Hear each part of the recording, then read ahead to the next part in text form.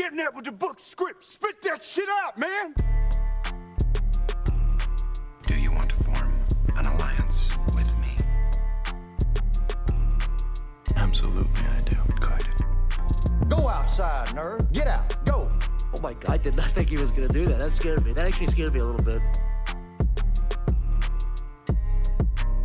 It's called Two Brothers. Two Brothers. It's just called Two Brothers. All right, welcome to a very special episode of Two Brothers and Friend. We are welcomed again by our friend Josh. This time we're taking the podcast on the road because we're here in Josh's place. And man, this room is nice, Josh. Hey, thank you. I actually just set it up in the last 24 hours for you guys. Oh shit! I'm just kidding. Come on, man. You guys think you're that special? Perfect. I see a lot of comic books here, which is very fitting because tonight's episode we'll be talking about comic books. I know that Edgar has been kind of looking forward to talking about comic books. Josh has been itching to get into that too. Yes, sir. Yeah, I mean, let's get into it. So tonight we're going to talk about, what would you say, Josh? Like underrated comic books? Or? Yeah, underrated, overlooked, underappreciated. Mm-hmm.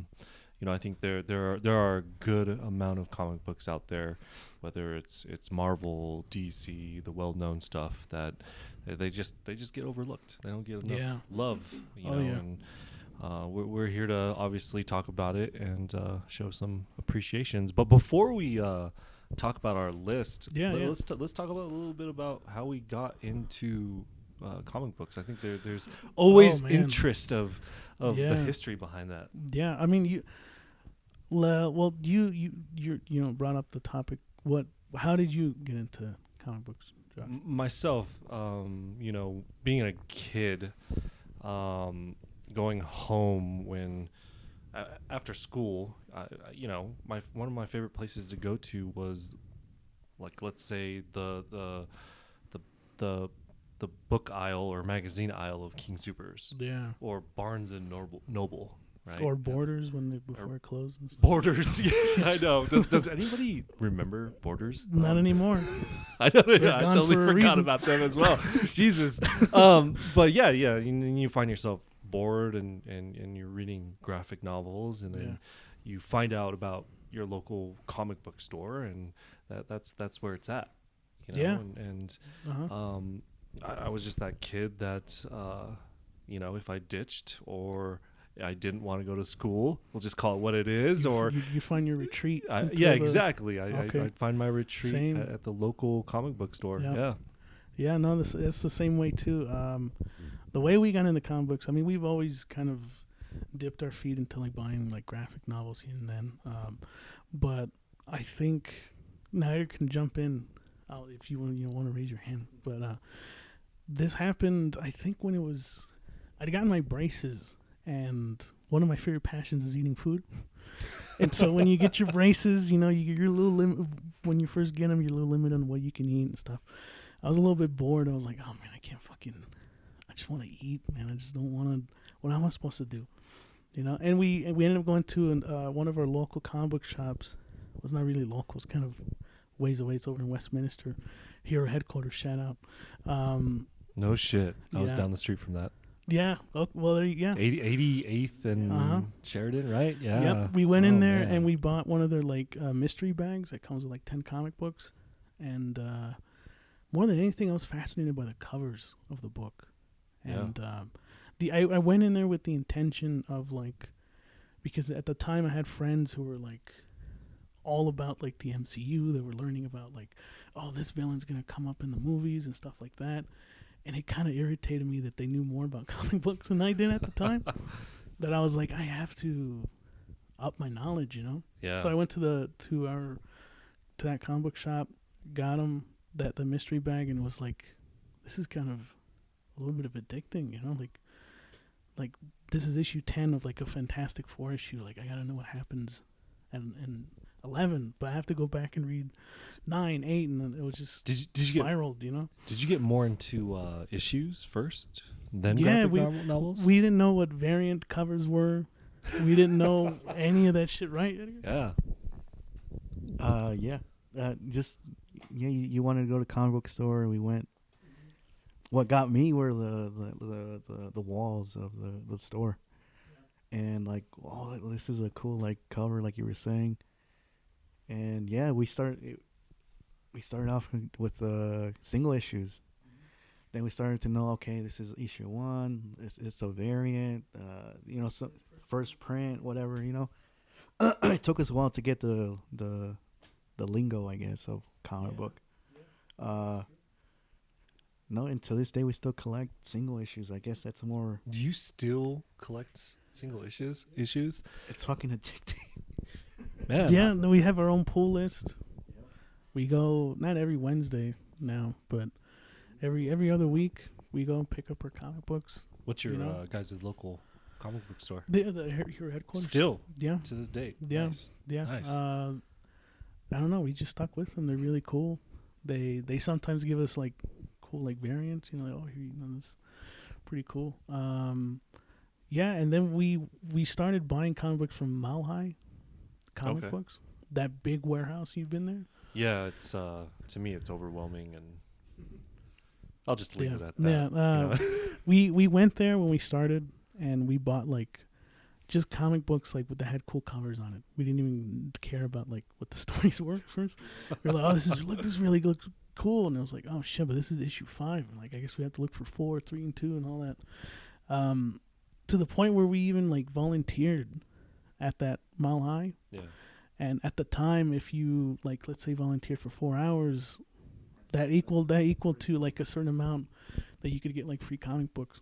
Nice. And nice. I think we were there like every week, to a point where I think they were like catching on to like, I think they're kind of abusing this whole like volunteer system. Now we have to kind of we'll give you a little discount if you volunteer. Like, oh well, now we're not gonna volunteer anymore. But yeah, that's how we got into it, man. Like, nice. God, yeah. You brought up how like it's a retreat. Absolutely. To go into, and it's still to this day, certain stories I think can only be told in the medium of comic books. No, absolutely, and hopefully, I doubt it. Any of my, fellow peers who I work with hear me say this, but during my lunch break, I literally go to the comic book store down the street. So one of my stores is at. So I'm a district manager, so I oversee 8 stores, and depending on where I'm at, I just hit up my local comic book store. So I got a store literally on 88th in Sheridan. So lunch break. Edgar knows all the comic book stores, so he's trying to figure out in his head. That's what I'm doing. I literally go to Heroes headquarters on a daily basis. Hell yeah! On my lunch break. I have a store. Can't believe we haven't run into you. Colfax. So I'll hit up Mile High Comics once in a while. And then there is one off of 104th. And not 104th, actually. Like, is it 120th? Like Thornton Parkway and kind of Washington, next to a school academy. I think it's Comics and Games is what it's called. That personally is my favorite. Yes. Not a fan. I'm a fan of their independent rack, but shit, I don't know if you should say it on the fucking. They're notorious for being assholes there. So they definitely are. They definitely are. I remember one time I was like, "Hey guys, I don't think I have this volume. Would it be okay if I just buy it? And if I happen to have it, can I return it?" Stupid question, right? And the guy looks at me and he's like, "We're not a library," and I'm like, all right, just tell me no, man." Right? Yeah, just don't tell me no, or just tell me no. No. To back this up, I go everywhere to go to comics, and in 2 occasions, I would overhear a customer and the owner talk about that place, and they're saying they're just stuck up and they're like fucking a bunch of assholes. Yeah, So, yeah. But I go there because that's the only store that has like the independent rack where they have all that good shit. But Yeah, no, I get the definitely the service, everything. yeah, Goes a long ways, but I try not to. I've worked customer service for you've worked with me. I've been playing the game for 20 years. I just don't care. Treat me like shit. I guess at the end of the day, I don't know you. Yeah. Go fuck yourself, motherfuckers. Nice. Yeah. Just kidding. Not really. Yeah. So I mean, on that note, yeah. There's so many comic books that we could have chosen for this topic. It's hard. We might end up doing like even more. I think. It's I think Yeah. it's one of those things that we can just come back to and be like, here's another. Absolutely. Comic books. I guess we coming in with the intention also of like recommending these comic books too, like Absolutely. new to beginners. Would you say like these are great? I think so, and even people that there, I think there are also a lot of comic book readers that are not hardcore comic book readers too. Yeah. They just like if you just came in, obviously my first thing Edgar said, I lean towards DC and Marvel more than anything. Yeah. I'm guilty of it. It's a guilty pleasure. I mean, why wouldn't? I mean, Marvel and DC are still really great. They still have great stories. They do. Yeah. So it doesn't surprise me that you still kind of collect. So question to a writer, and Yes. I've heard this Yes. statement before. Mhm. Tell me how you feel about it. Is comic book readers is it lazy reading? What No. makes comic books so unique? Well, like it's kind of like how I touched on it earlier, right? Like certain stories can only be told through that medium. I write like I do screenwriting, but now that I've been getting like really into comic books, I want to write my own comic book. Sometimes I'll have an idea and I kind of jump between like, should this be a script or should it be like a comic book? And I think that's whatever the story is, it deserves whether or not it's like, oh, this is an epic tale. It can only be told through comic books. And I feel like having that visual aspect to it also makes it just that much more impactful. You know? Yeah. For as much stuff that I give like Zack Snyder and all that, he's one of the few directors that like when he directed like Justice League, Yeah. Visually he knows how to recreate some of those panels Yes. from those books, which is very, very hard to do. My favorite part of listening to our last podcast was when you were like, oh, Avengers is so great because they pull it from the comic book. And then you're like, Zack Snyder just was like pulling it from the comic book, see? Yeah. Like, Yeah. Alberto, you have... No, I'm just kidding, bro. I'm just kidding. No, I was gonna say that with the Avengers, you were just talking about that. Yeah. Other than the that 360 like shot, what I'm talking about? Yeah, that's Iconic, very iconic. very iconic. But I don't know if it holds up to like certain shots that you see from like Batman v Superman, Yeah. or like Justice League, Yeah.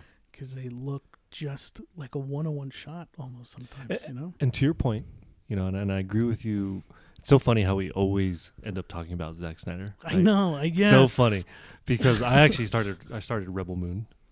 Okay. And there is a scene, and I haven't finished it, but there's this one scene that is literally 10 minutes into the movie, and the main character is actually like doing something with the sand.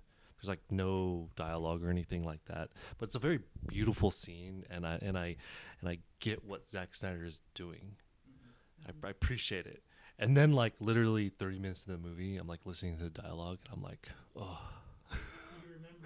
cringe. yeah. But it's not his strong suit, right? And I feel like he has a lot of story to tell with his movies, right? Like you were just telling me, Rebel Moon. Oh, I had to cut it down, right?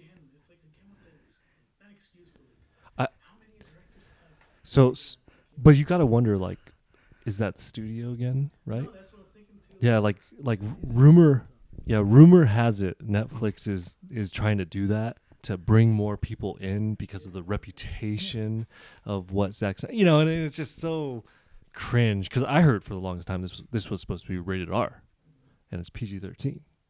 Yeah.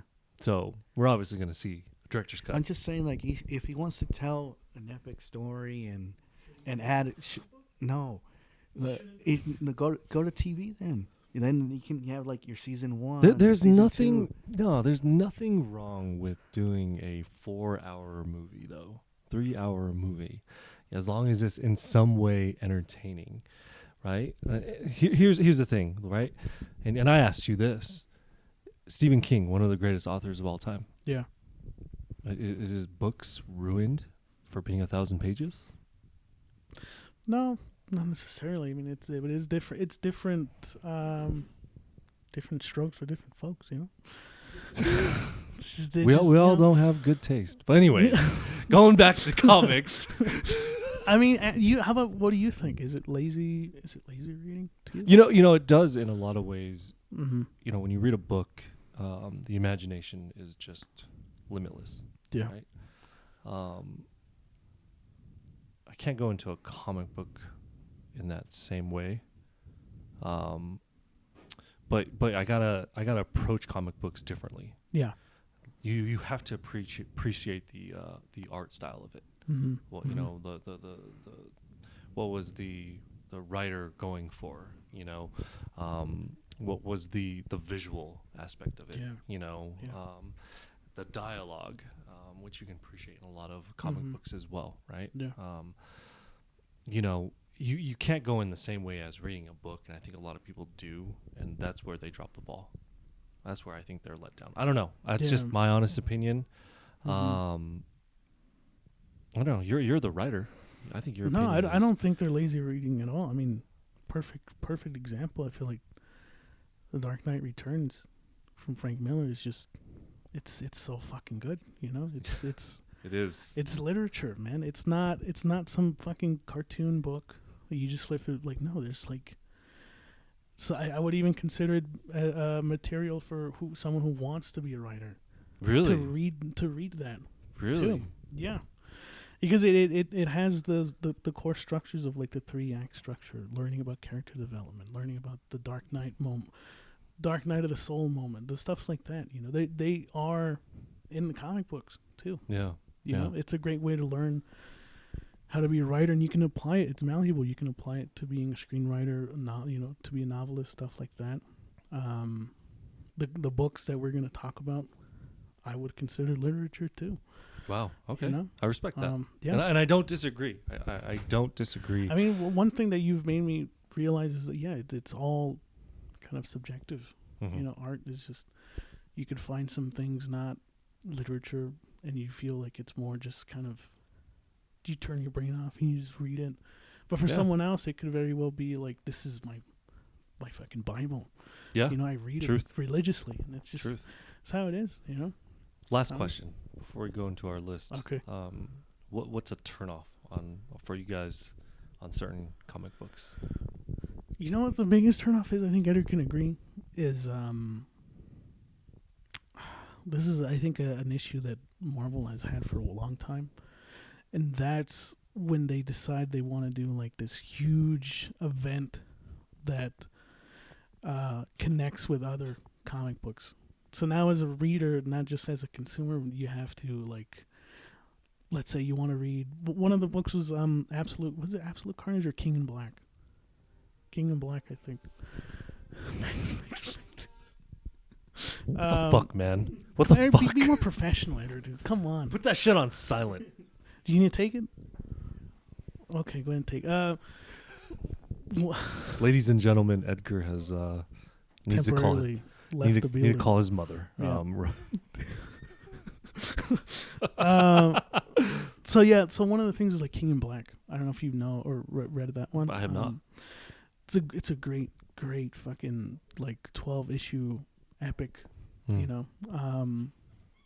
But one of the things is that if you want to know the full story, make sure that you pick up. And I think you've run through this problem before, right? Where you, like, if you want to know more context, make sure you read I don't know, fucking The Incredible Hulk issue 47. Oh, absolutely. Stuff like that. Yeah, Those things I absolutely. think can be turnoffs, and it's remedied by the fact that, like, well, if you just wait, buy the graphic novel, it has everything in it. Stuff Yeah, like that. you anytime you pick up a graphic novel, an issue, whatever, you have the chance of diving into something and just being totally Overwhelmed.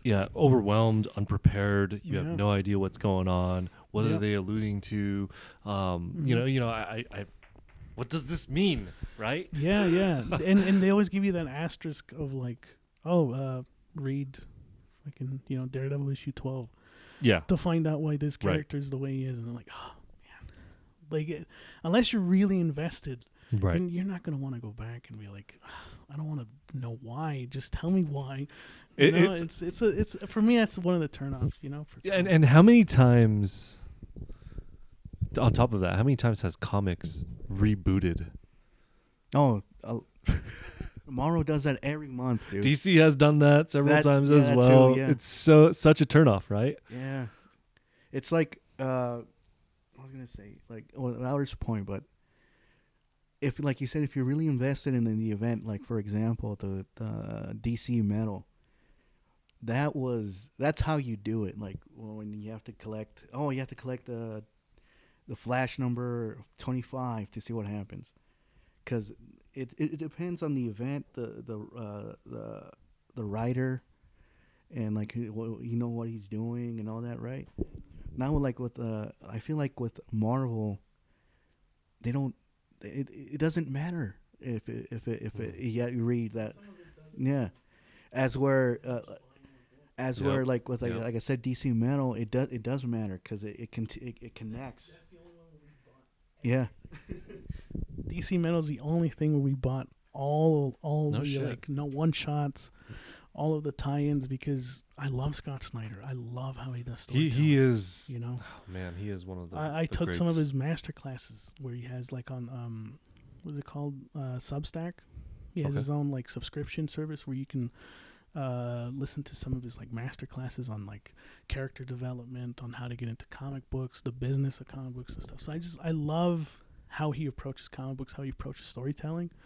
So he was one of the only exceptions where I'll buy everything that he writes, most everything. I'm not saying I Yeah. have everything, but I'll Yeah. like. If You it's mean- Scott Snyder, I'm sold. Even Year Zero, Like, which is oh, considered Year one, Zero, like yeah. his weakest What? story. You don't like it? A lot or- of people weren't a fan of it. I thought it was okay. I don't think it was like. Which ain't it like a two-parter, Mm-mm. or is it with the whole Riddler story, right? Oh, okay. We yeah, it's just the one. Oh, you got the whole thing. Okay. man. Yeah. Okay, my bad. No, you're good. You're Yeah, yeah. good. We're not perfect. I was gonna say. Well, like, how can you not buy? Like, that's the DC Metal, like the one shots, like the Batman Who Laughs, Red Death, Murder Machine. They were all great, yeah, it's what else? Like a turnoff. I don't know. Like,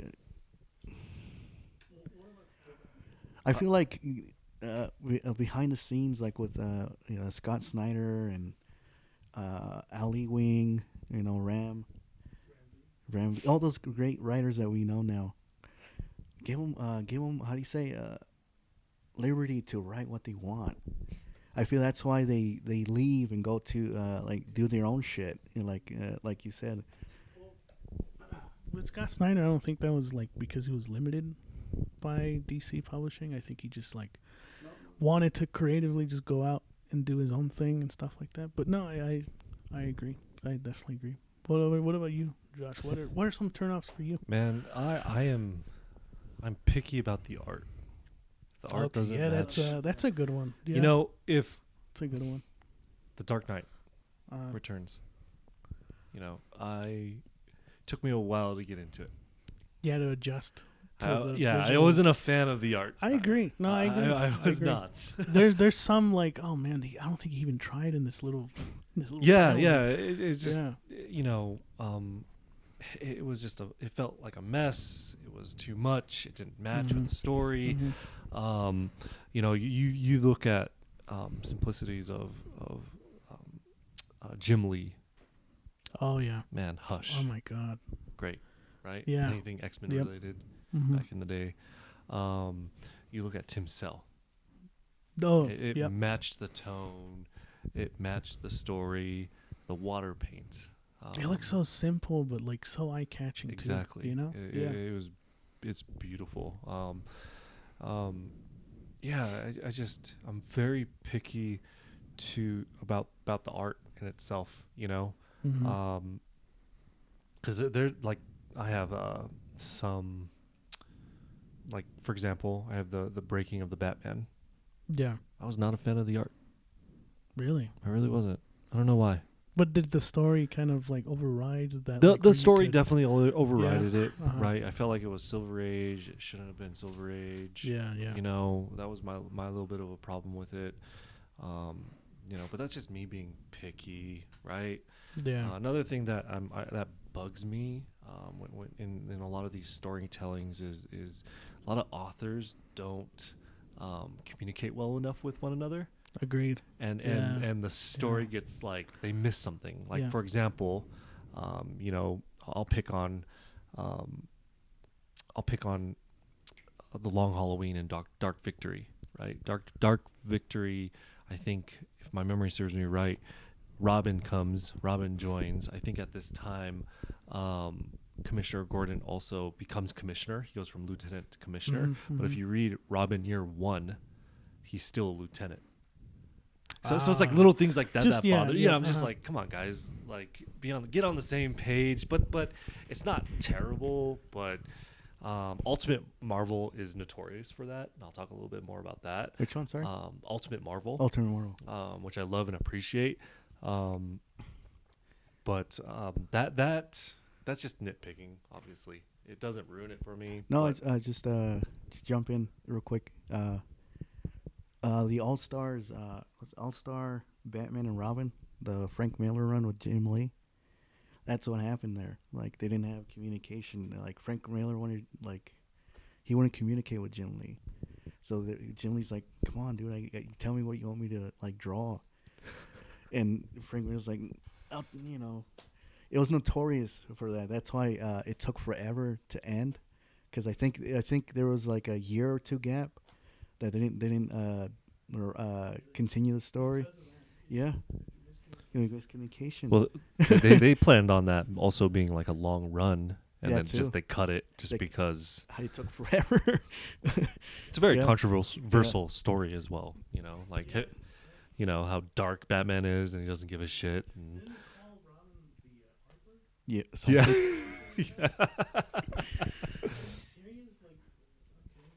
Yeah. Yeah. Okay. Yeah. Are you ready to dive into these comic books? Let's do it. All right. Let's absolutely do it. We don't really have a format on how we do it. Last time we did it, we just went around one by one. Yeah. I think we'll just do it. keep it like that. Who wants to start first? Josh, you want to go first, Edgar? Or? You guys are my guest. Yeah, one of you guys Yeah, go you first. want to go first? All right. Go ahead, Edgar. What is the first comic book? It's from Image Comics. It's called Crossover. It's written by Donny Cates and Jeff Shaw. I've never heard of it. Oh. Yeah. Please educate me. Like for me, the last 2 years, I would say. The last 2 years, picking up the issues, we're gripping and everything, right? But let me see, how can I start this? I really suck. I like explaining shit. Hurry the fuck up, Edgar. So the story basically is the way they said it is Avengers Endgame with Cloverfield. That's how they pitched it, right? And the story's about how in January in 2017 here in Denver, Colorado, this fucking portal came out, and all these superheroes just appeared and created a whole bunch of chaos. Okay, and the cool thing about it, because it's Image Comics, and Donny Cates got away with a lot of shit, like in a good way. Like you can see one panel of Batman's cape, and that's Batman. And or you can see like Spider-Man's famous webbings. Okay, that's Spider-Man. So that's kind of cool. So that means every superhero that you know of just fucking poured out of this portal and created a bunch of chaos. And once that happened, they trapped all these superheroes into this prison, and they basically collect their powers. They drain them out of their powers. And now that event happened, years passed. Now the world hates superheroes. So if you see a superhero on the street, they send them to the quarantine zone, basically, where they keep all the superheroes. So that's what basically follows a girl named Ellie, where she works at a comic book store. And once she goes into work one day, there's a little girl just waiting. She's like, "Hey, are you lost or what's going on?" And the little girl just basically says, "No, I'm waiting for someone to take me out of the quarantine zone." Like has escaped the quarantine zone. They're taking her to somewhere safe. And a customer overhears that and starts like, she's a superhero. Like, call the police and blah, blah, blah. A whole bunch of chaos happens. Is this series over? Is it done? Yeah, you can pick it up now. It is over? Yeah. How do you how did it end? Like, don't tell me how it ended. I guess what I'm looking for is, did it end good? Oh, for me, yeah. I'll get there. And so for like the first 5 issues, it follows that Allie helps this little girl get to her destination, and at the same time, someone let all the superheroes out of the quarantine zone. And so like then you can see I think his name is like you see all these you see Spawn, you see Savage Dragon, you see these what are they called in Japan, those robots? I think Gundam robots, all this shit. You name a character, it's in there, right? But after that little, it feels like a 2-parter, because it follows Allie and that little girl, and out of nowhere it takes a fucking twist, and there's a killer killing all these comic book writers. They're famous, yeah, like Robert Kirkman, Scott Snyder. No shit. Interesting. That's yeah. Yeah. Interesting. So, like for example, there's an issue. I even told you, like, this is fucking cool. Negan shows up at Robert Kirkman's house, and he basically is like, "You made me look at like a fucking asshole killing Glenn. I'm gonna do the same thing to you." He kills him the same way as. How did like license and all that stuff? Like, how did he get away with that? The cool thing about Donnie, he did it. He had permission from all these writers and creators. He asked, and yeah, that's cool. Like, he pitched the story to him. I was like, yeah, go for it. That's what's missing in like a lot of these things. That's also studios, man. You can't have him. It's gonna, they're ours, and Spider-Man and Marvel.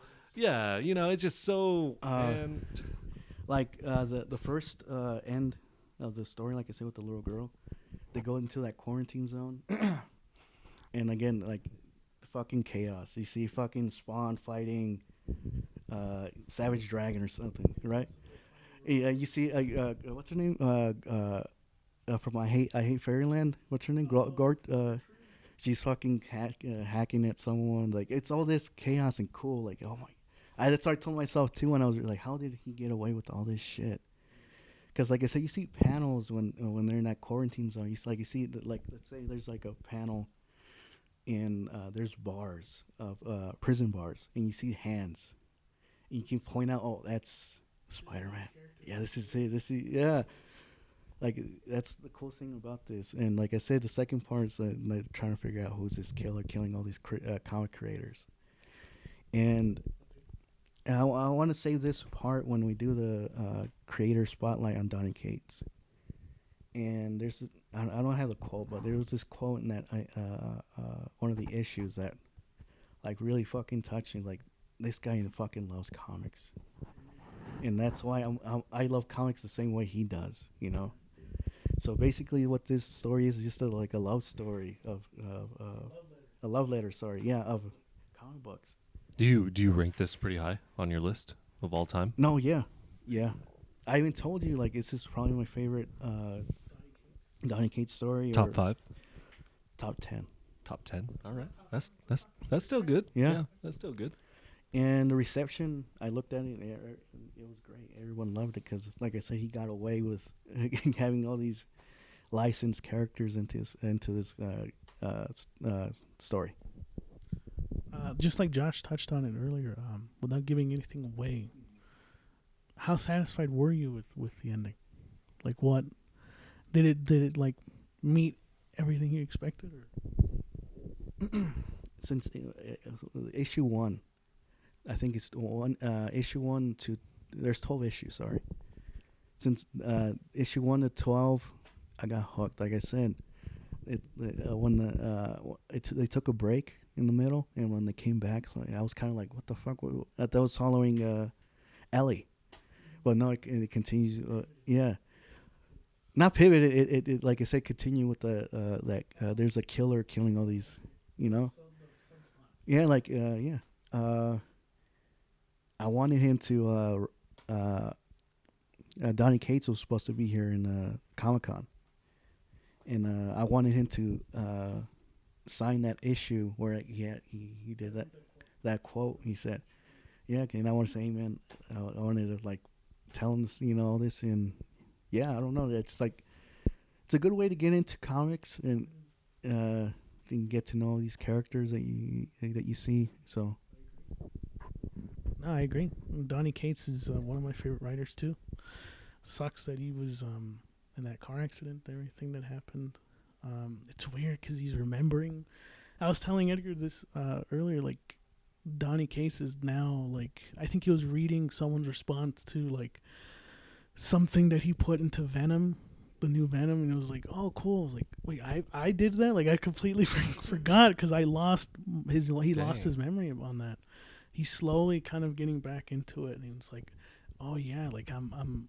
It feels like I'm reading it alongside you guys for the first time, like reading Venom cool. again. It's like that's really right on. That's awesome. Dude. Yeah, crossover's a good one.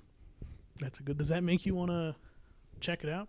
Sure. I'm curious. I'll look into it. Absolutely. But yeah, no, I'm curious about it. Absolutely. Okay. How's the art? Oh yeah, who is it drawing? Jeff Shaw. He sounds familiar. He does a lot of work with Donny. I think he did God Country, which is also great. And I don't think he did Redneck, but he does a lot of work with them. Yeah. All right. Josh, would you like to go next? Are you sure? I'm welcoming you as well. Okay. Go next. All right, let's go because mine's no. Trump. What is he hasn't even started We're yet. Attacking? Is that we're a guest in his house when we're attacking. Dang, Edgar, what did I do? Fuck you, Edgar. Edgar just needed to get back at you for. I guess. Damn, Edgar's ready this time. Guys, my phone's ringing. I need to go. Okay. Yeah. So the two that I have on my list are independent. The first one I want to talk about is I told Josh about this when we were on the phone not too long ago. It's called Memetic. Memetic. Or Memetic. I don't know how you want to pronounce it. I call it Memetic.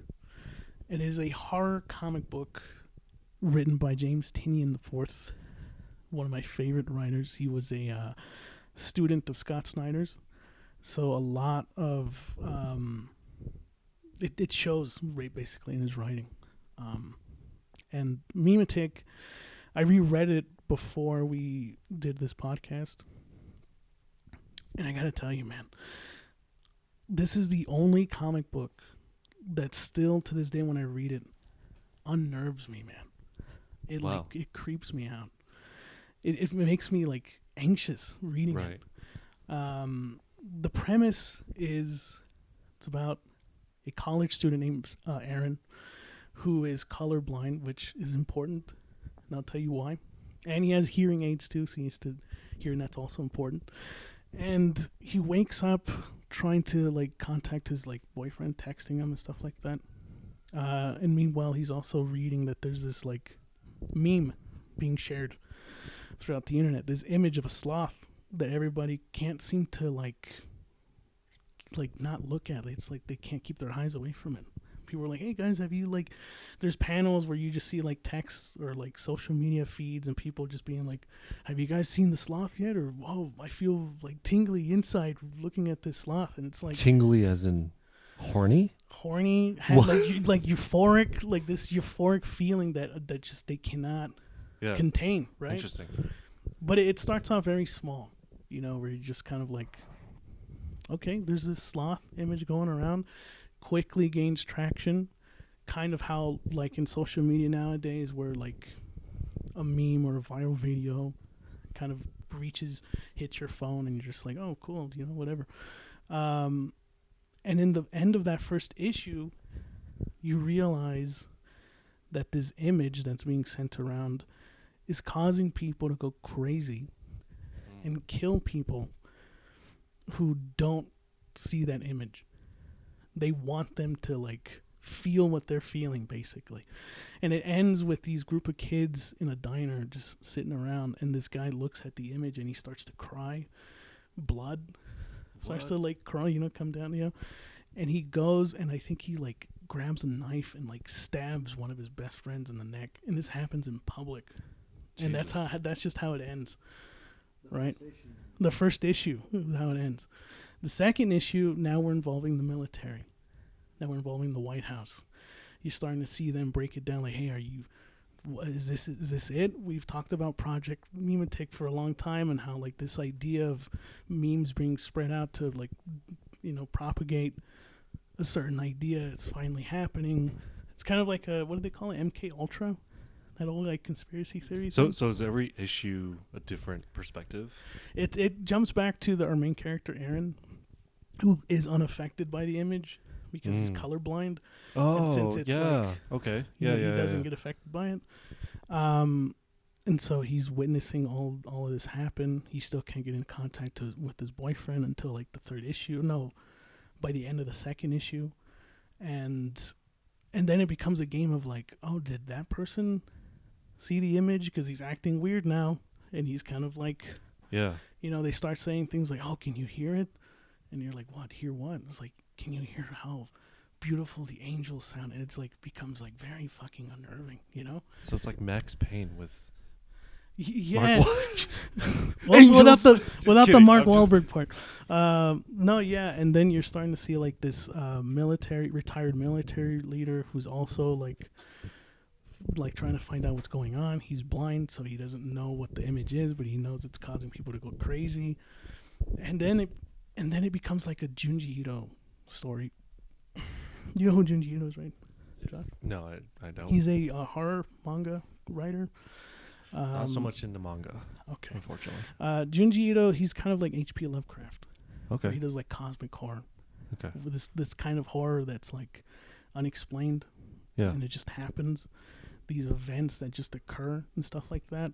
And towards the end of his books, it becomes even more crazier and crazier and crazier and shit. And that's kind of what happens in Memetic. Yeah. Where like in issue 4, the people who go crazy, they're called screamers now. And they're just like screaming in euphoria. Yeah. And they just don't know how to like contain this like shit that's happening to them in their bodies and all that. Yeah. To the point where now it's no longer about seeing the image. It's about hearing these people who are like going crazy. And that's why our main character doesn't go crazy, is because he's got the hearing aid. Interesting. So he's like, just witnessing all of his friends die. And it's also weird because it's kind of like not a coming of age story, but there's kind of something heartwarming to it with this character, because the main character is like an outcast, like a black sheep, and he never feels like he's been a part of anything in his whole life. And now that the world is ending, I don't know. Do you care if I spoil it, Josh? Or Go for it. in the end, the people who go crazy, they kind of end up becoming this like World War Z zombie. Oh, they're all on top of each other. They're all stitched together, and they're like, it's like a weird blobby looking fleshy monster thing. Yeah. And our main character towards the end is like, fuck it. Like, my boyfriend died. He like, killed himself. And he talked about how great it felt for him to feel this like feeling of like happiness and calm. And it's like, I want to feel it too. And so he takes off his like hearing aids and listens to like the screams of all these people, and he becomes one with them too. And it's like almost sort of relieving for him. He feels like, now I'm a part of something, but it's like, at what cost, It's It's not a feel-good story. It's not a feel-good story. Obviously. I don't know why I said heartwarming. It's not heartwarming. But like for the character, it's like he gets kind of what he's always wanted. But it's very dark and very bleak. Yeah. There's not a happy ending here, Yeah. Old boy all over again. Yeah. Almost. But man, I can't praise it enough. It's one of the few comic books that I read that's like, God damn, man, this is... And it's like props to James Tynion. I think he just knows Top what 10? he's doing. Top 10? Yeah, I'd put it in top 10. Okay. I don't know if I'll... Maybe over time I would put it like in a little lower down that list. But definitely top 10. What would make it go lower? If James Tynion didn't write anything better than what he wrote, but he's obviously like, he's written a lot more shit that's better. Really? Was it the House on the Lake, which is like another horror one? I guess that could be an honorable mention. The House on the Lake kind of has a similar premise where it's like an end of the world type of scenario where they... I don't want to get into it, dude. It's a whole thing. But yeah, Memetic, I put in the top. I will put in the top 10. Yeah, for sure. And it's just. Do you want to say something? I feel like I've been. Do you have something that input? Okay. You read it too, Edgar? Nice. Yeah, it's one of the. Yeah, no, I would agree with it's unsettling. I'll give it that. It's some panels where you see, like you said, people fucking like killing each other and all that. It's unsettling. And when you see the image, like you were talking about, when that blobby fucking monster, and yeah. Oh, and that's the other thing too. The person who created the meme ends up also killing himself. But when he created the meme, he said he had a job from God himself to do this, to start the end of the world, right? And in the end, the last panel, the last page is like, you see these bodies, this like huge monsterish looking thing reaching up to the sky, and you barely see what this creature is that's descending onto Earth. And it's such a haunting image, dude. Like, it is really such a good read. And it's done. It's done. They're not going to... They're not going back. It was a one and done type of thing. One of the best like disaster comic. I guess what you call it, like a disaster... It's like a disaster film, you know what I'm saying? It's like, it's kind of like that. It gives that vibe. Yeah, I definitely recommend it if you're like wanting to get into comic books, but you don't want to get into like your traditional superhero stuff. Memetic is absolutely, and it's really well paced too.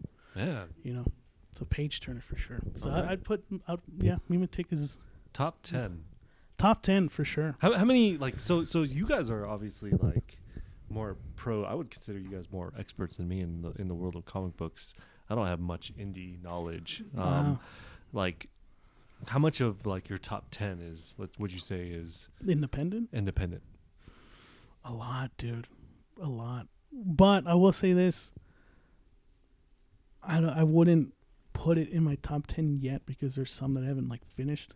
So if these are so great though, why aren't a lot of people reading them? You talking about like Memetic and like all these other ones? Yeah, like, I don't know. I mean, maybe it's because at least in my opinion, I feel like it's a lot more. It would seem a lot more easier to get into like Marvel and DC. Yeah, There's recognizable characters. absolutely.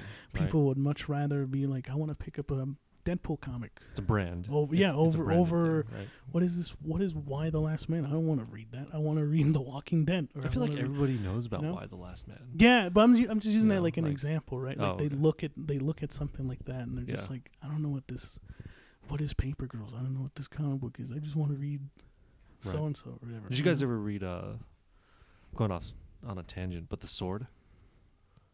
No, About a girl who's like in a wheelchair and she's like at home with Okay. her family. definitely did not. No, these two guys come over, pretty much like murder her family on the spot. Like Murder a home her. invasion type of. Yeah, this is just like the first issue. Mhm. You know, and they just slaughter her. She doesn't know why. And then literally the last pages, she's still alive. Uh-oh, she can walk. I don't know why. And then she finds this sword. Oh, And I believe it's called The Sword, and it was an indie comic. But, and I've never finished it. I liked it, but I can't find it. damn. You know, so It's would you say it's like that obscure that you just can't seem to? I don't know. I just Okay, But then, like, at the same time, like, I've looked at comic book stores. it's a what? It is on On Amazon? Amazon? I can order it? Oh, my God. Well, that's embarrassing. Damn, Never mind. shit. Never mind. It has the receipts. Okay, that does sound is cool. that it? Though. Yo, that is it. Yeah. That's it. Yeah. Josh, you wrote this, Josh, and you even told us. Yeah, I sure did. I used the Grammarology app. Yeah, they're brothers. What? Girls, I think. Girls. Oh, Girls on HBO. Yeah, I like that. No, I was kidding. Girls on. Image comic. Okay. How much is it going for? $6? That's it? Oh, it's 53% off? Buy that for Christmas me, bro. shopping. Happy birthday to Merry Christmas to Josh. Hey, we're guests. Yeah. There you go. I get it. It's just issue 1. Motherfucker, we're back for square one. We're gonna leave you hanging again, Josh. I You know, have to go right? look for it. Thanks, guys. Thanks. Yeah. What? Okay, so let's move on. Unless you have, do you have anything else that you want to add on Memetic? No. You know, this is what makes this conversation so tough, ladies and gentlemen. As I sit back and I just listen, you know, I don't have a comment because I don't have an opinion, right? You know, and it's not a bad thing. No, yeah, no, it's You know, I'm here to obviously not just learn, but gain interest in other, broaden my horizon, right? Broaden my horizon. Excuse me. Let me correct that. That's verbiage. what we should call this episode. Broaden your horizon. Yeah. Bro. There's just so much good stuff out there, you know, Well, whether it's indie, you know, branded names, stuff like that. It's just, man. No, I'm thankful. Go ahead. before we continue, it's not in a mean way, but Are you shitting on me, bro? Edgar, get the okay. fuck out of my house. hold on. Yeah, he has to. He said he has to expand his horizons, dude. There's a lot of fucking great stories right now, even in the big two. No, that's Like he's into Justice League. He should read Justice League Dark by James Tynion. That was a great run. the new 52 It was right after. I think it's Rebirth. Rebirth. Yeah, just Okay. look up James Tynion. You guys have to like understand too, you know, having a family. Oh, sorry. You know, growing up, comic books are not cheap, right? Yeah, you know, look at that Ultimate Comics, and I'll talk more about that stuff. You know, they're all final prints. They don't have copies Yeah. of Ultimate Comics. So a lot of those on the bottom. If I told you how much I spent on eBay finding some of that crap, my wife my wife would leave me. I'm just just kidding. No, no, but like, yeah, it's just, you know, a lot of this shit just isn't easy to come by. And yeah, I guess I can go the easy way out. I can go to like Comixology and all that stuff. Oh no. What I'm saying is like, Takes time, bro. No. That's what's so tough about comic books. Did I make you feel bad, Edgar? No. Did you? Just No, it's like, oh my god, like I really want people to read what we're reading. You know, like we're not just fucking throwing it out there. They're fucking great fucking stories, you know. But that's like also my question earlier too. Is why are there's a reason why a lot of people aren't reading. I know. Yeah. Comic books in general. It's sad to say, it's a dying breed. You know, there are a lot of people that people prefer manga over comics. Think about that. No, that's true. Think about that. You know, and I loved comics growing up, but even when I was young, it was still dwindling down. This isn't the 70s anymore. Yeah. People, you know.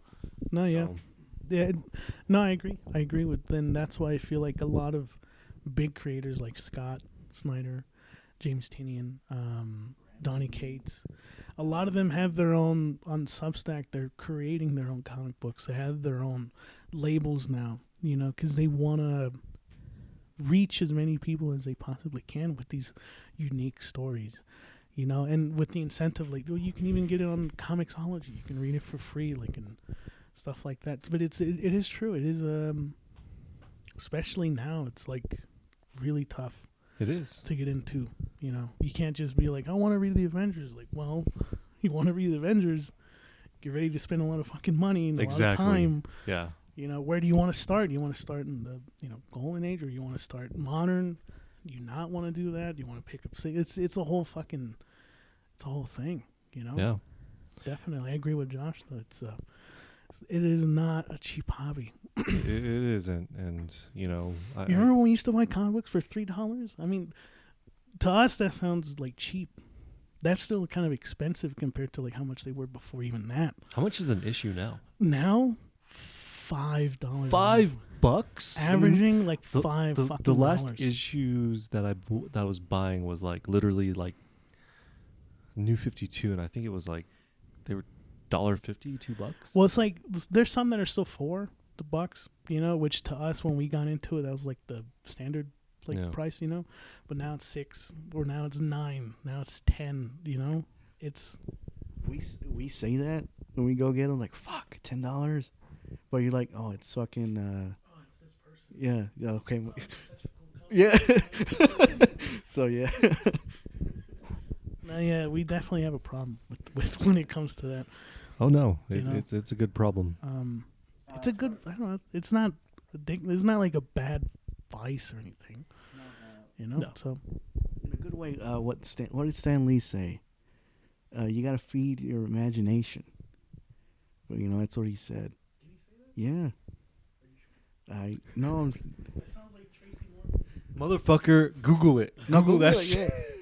I mean, are you that confident? I'm confident. Along those lines, how are you? Fucking, I think he said in the comic book man, fucking show. Or I don't know where I heard it, but no. In all seriousness, that's what he says. It's like you basically gotta feed your imagination, you know. We also got to feed our pockets. No, just that, you know. Just All right. Well, Josh, we've been waiting too long. Please give us your first pick. So mine isn't actually a book. It's actually a series that I think gets overlooked. I think it gets more hate than it deserves. Is actually the Ultimate Marvel series. I think it is very daring. It all connects. It's not a repeat of the original story. You know, it is a. It's like a remix of the story. Would you say almost yeah, like they absolutely. It's a retelling. a retelling? They have a lot of great new ideas. They have a lot of daring ideas. Mm-hmm. They have a lot of terrible ideas. You know, I actually started reading them and collecting the Ultimate series when it first came out, and I want to say it was early 2000s. Did you read them, Edgar? not just some of them. I didn't get all of them. You read the Ultimate, right? Ultimates or something like that? Yeah, the Ultimates. Magneto. I read. Yeah. So and the love and respect I'm giving it more so is actually pre ultimatum. After ultimatum, it really gets it's very Republican. I feel like the politician aspect of it, and it just gets kind of gross in that aspect. But here's the thing. Every volume, whether it's Ultimate Spider-Man 2, and then it goes into, let's say, X-Men, and then it goes back to Spider-Man, and then it goes into Fantastic Four. And what I'm getting at is if you read it, like, let's say in that order, right, they all connect, which is very unique. And I hope I'm explaining this very well. But for example, Volume 1 of Ultimate Spider-Man, so last year I actually started reading it. I literally started reading it like January 1st. I was like, New Year's resolution, I'm going to read the entire Ultimate Marvel comics. And there is a lot. Guys, I'm still not done. I'm almost done. Actually, I'm almost done. And here's the thing too. I probably would have been done earlier, but that's how bad the second series is actually getting. So I've been kind of dragging my feet a little bit. But Volume 1 of Ultimate Spider-Man starts with Norman Osborn working in a factory, in a lab, and he is trying to create his own super soldier serum. Okay. Think about that. Okay. And then he doesn't. Turns into the Green Goblin. In the process, he creates Spider-Man. Okay. Yeah.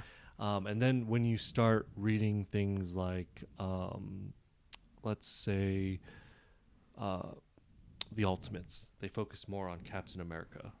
Oh no, the super soldier serum is dead. Okay. They find Captain America. They create the Avengers. They're not the Avengers. They're called the Ultimates, right? Okay. And then one of the villains that they go after is the Hulk, and he turns into the Hulk. Why? Because he was creating his own super soldier serum. Okay, so these little nuggets of like connecting. Exactly, they all together. connect. Okay. And then the X-Men is very interesting the way they do things. Wolverine is a piece of shit. Pretty much, he was hired by Magneto and the Brotherhood of Mutants to assassinate Xavier. So he joins the X-Men, but then he falls in love with his belief. He ends up joining, and things like that. And Magneto is not a good person, right? Well, in the original Marvel, no, he joins the X-Men. Yeah, he becomes like the second hand to Yeah. Charles Xavier. In the Ultimate series, he is a terrorist. He wants the human race done. Extinct. He will go to every measure to destroy. Okay? And this is how daring, and mind if I spoilers? No, yeah, we might as well have said that spoilers for all of it. I apologize, guys. So, unless you specifically don't want to spoil it, spoilers for all of it. So go ahead, Josh. So they do obviously, again, super soldiers are they're obsessed with creating it after Captain America. So scientists create their own special secret soldier who ends up actually being Logan, who is a mutant. So these mutants and Magneto, who believes that they are God's gift to the world. We are the superior. Yeah. We've race evolved. Yeah. Blah, blah, blah. Reality check. You're actually created by man. Damn. It was pretty much a super soldier serum that went wrong, that gave everybody powers, and then as they were producing, they're transferring it to their children and so forth, right? So Spider-Man, created by the super soldier program. Hulk, same thing. The mutants, same thing, right? Nick Fury was also the second. Actually, if my memory serves me right, first or second super soldier. Damn. So everything ties together, and the stories, they once in a while they get a little like the communication is bad. Right. Okay. Okay. So for example, Fantastic Four has been around forever. As you start reading them, they start talking about it a little bit. Actually, when you're like 20 volumes in with the Spider-Man, with X-Men, and then the Ultimates, let's say, the Fantastic Four now comes into picture. They're created. They're a bunch of these kids. Yeah. You know, so there's that mess up as well. Okay. You know, so and then they're daring in an aspect where Venom was not an alien; he was a biosuit. Oh, very interesting. That's kind of the. Okay, that's kind of the take they're going with. Yeah, I heard. Spider-Man 2. Yep. Yeah. Yeah. So it was a suit that Peter Parker's father created to cure cancer, but the government finds out about it. Seizes it and. Okay. Yep, and it's Weaponizes it. yeah, it's a weapon. It's Okay. weaponed. It's a weapon. You know, so a lot of people got hate from it. No, it is not canon anymore. With the Venom suit and all that. Sorry. So, What do you mean? with Donny Cates, it's actually a symbiote. It comes from outer space. In the comics or? Donny Cates did so much. He reinvented Venom when he wrote it. A lot of stuff that were kind of visual aesthetics for Yeah. Venom have now become like superpowers. So like, you know, the Lethal Protector cover of Venom. You know how he's like has that green goo and stuff like that's coming out of him. Yeah. People were just like, "Oh, that's cool, whatever," you know. And Donny Cates is like, "Oh no, that's actually one of his superpowers. Is that he has like he excretes this like green goo that what does it do again? I forget what it does, but now it becomes like canon. It's a power of his, or it's part of like his abilities or something like that. I forget what it does. It's like a regenerative like properties or some shit like that. Oh God. He gives him fucking wings. Now Venom has wings, and I don't know. For me, it's like that's so fucking cool that Donny Cates implemented a lot of what he was like. As a fan, what he would do is like, you know, a lot of fan fiction that he drew up in his brain. It's like now I'm gonna like, it's real now. It's canon now. A lot of this stuff, and I don't know. I just feel like it's a lot more. Damn, now we're going on a tangent. But no, it's That's what we do. That's what we do. Yeah, it's no longer a suit. It's now like Oh no, the you know, some of the animated series. I was like watching one of the animated series and like the new game that came out. Harry Osborn was Venom. Yeah. You know. Spoilers for Edgar. He has not finished Spider-Man 2. We don't want to give too much away. Have you played it?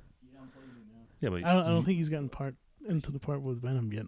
Yeah, but you got to the amusement park, right? Yeah. There you go. Yeah. Kind of hints it, but no, I'm just. Well, I mean, Edgar saw me play it. He knows that like Sorry, Edgar. he becomes, but I don't want to give too much away past that about the game. What do you think? Have you played it? I just actually started it, and I'm I just passed the amusement park. Oh, That that's was where it. you're at? Yeah, Okay. that's What were you literally where I was at. Just a quick, like, if people love what's going on in Spider-Man 2, that comes from Donny Cates. Interesting. So, if you love what's going on there in the symbiotes and whatever, Yeah, but the thing is too, going back to the Ultimates and even like Venom and stuff like that. To your point, they a lot of the great stories and stuff they take from the Ultimate Marvel. No, you're comics. right. Yeah, no, you're right too. You know, Miles Morales, Mm-hmm. his Ultimate Marvel. Yeah. The death of Spider-Man is probably one of the, I would say top 5, top 10 best Spider-Man stories. Agreed. You know, in the Ultimate series. So, but very underappreciated. You know, I wish a lot of people read it. You know, when I talk to a lot of Marvel fans, I'm like, hey, did you ever read the Ultimate series? And they always tell me no. No, Man. yeah, and you gotta read it. It is very Is it- mature. It's very fucked up. It's very daring. So You would know. would you say that like if you're gonna get into comic books, that's one of the like quintessential like you have to read I it? would say yeah because it's very consistent in its story, and Okay. you know when we talked about how overwhelming a story can be, Yeah, yeah. and it's all over the place. Uh-huh. Ultimate at least is Cohesive. yeah, you know, Cohesive. and Yeah. Michael Brian Bendis did a really good job at Man, yeah. He's telling the story, creating this universe. Marvel Zombies connects to Ultimate Marvel. Oh, does it? I didn't know about that. Yeah. That's fucking cool. I didn't know that. Yeah. Okay, I might have to. And people loved and appreciated Ultimate Spider-Man so much, they are bringing it back. Yeah, they're bringing back Ultimate Spider-Man, and I think it was another. I don't know which the other one is. Maybe it is just only Ultimate Spider-Man, but yeah, they are bringing it back. They are bringing it back. Mhm. Oh, is that what they're doing too? Right? Oh God, Okay. please no. Which one was the last one you were saying? Oh, Thor. So- You're not a fan of the So here's the thing: the Ultimate wrote off a lot of favorite characters. So there's only like, for example, Ultimate Daredevil. There's literally 3 volumes of it, and that's it. And he dies in Ultimatum. compared to like what are the volumes for like the other ones, like tens and Yeah, okay. like Damn. Okay. yeah, just a handful, right? There's Okay. a small story on Daredevil, and He dies in. and then he dies in Ultimatum. I don't really care about how does he die. Like, I don't care I about the don't. spoilers. I don't remember. Do you remember? I know you read. No, he Ultimatum too. drowns. He just drowns? drowns. Yeah, he just drowns. Drowns from. So spoilers again.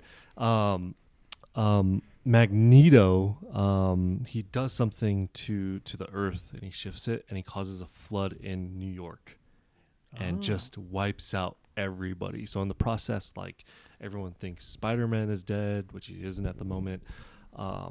Doctor Strange gets killed. Oh, right what off the man? He's one bat. of my favorite. Kids. Yeah. Shit. What else happens? The Blob takes the Wasp and is eating her. Oh shit. Like literally, like he's like everyone has gone wild. Like Because I remember in- Edgar in New telling me York about how because of it, crazy it gets. In that. and what's really interesting is because of all this, that's when the government like shuts down or locks down like people with superpowers, right? Mhm. Start coming up with containment camps. They like mutants are now have to be registered.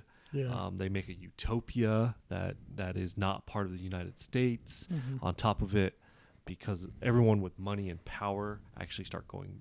There's a civil war, because of it in the United States. Captain America becomes president. It just it's like a big eye roller at this point. Damn. But that's Magneto, like, doesn't give a shit. Kills he knows Xavier is a problem, so he shows up to his house, snaps his neck. Yeah.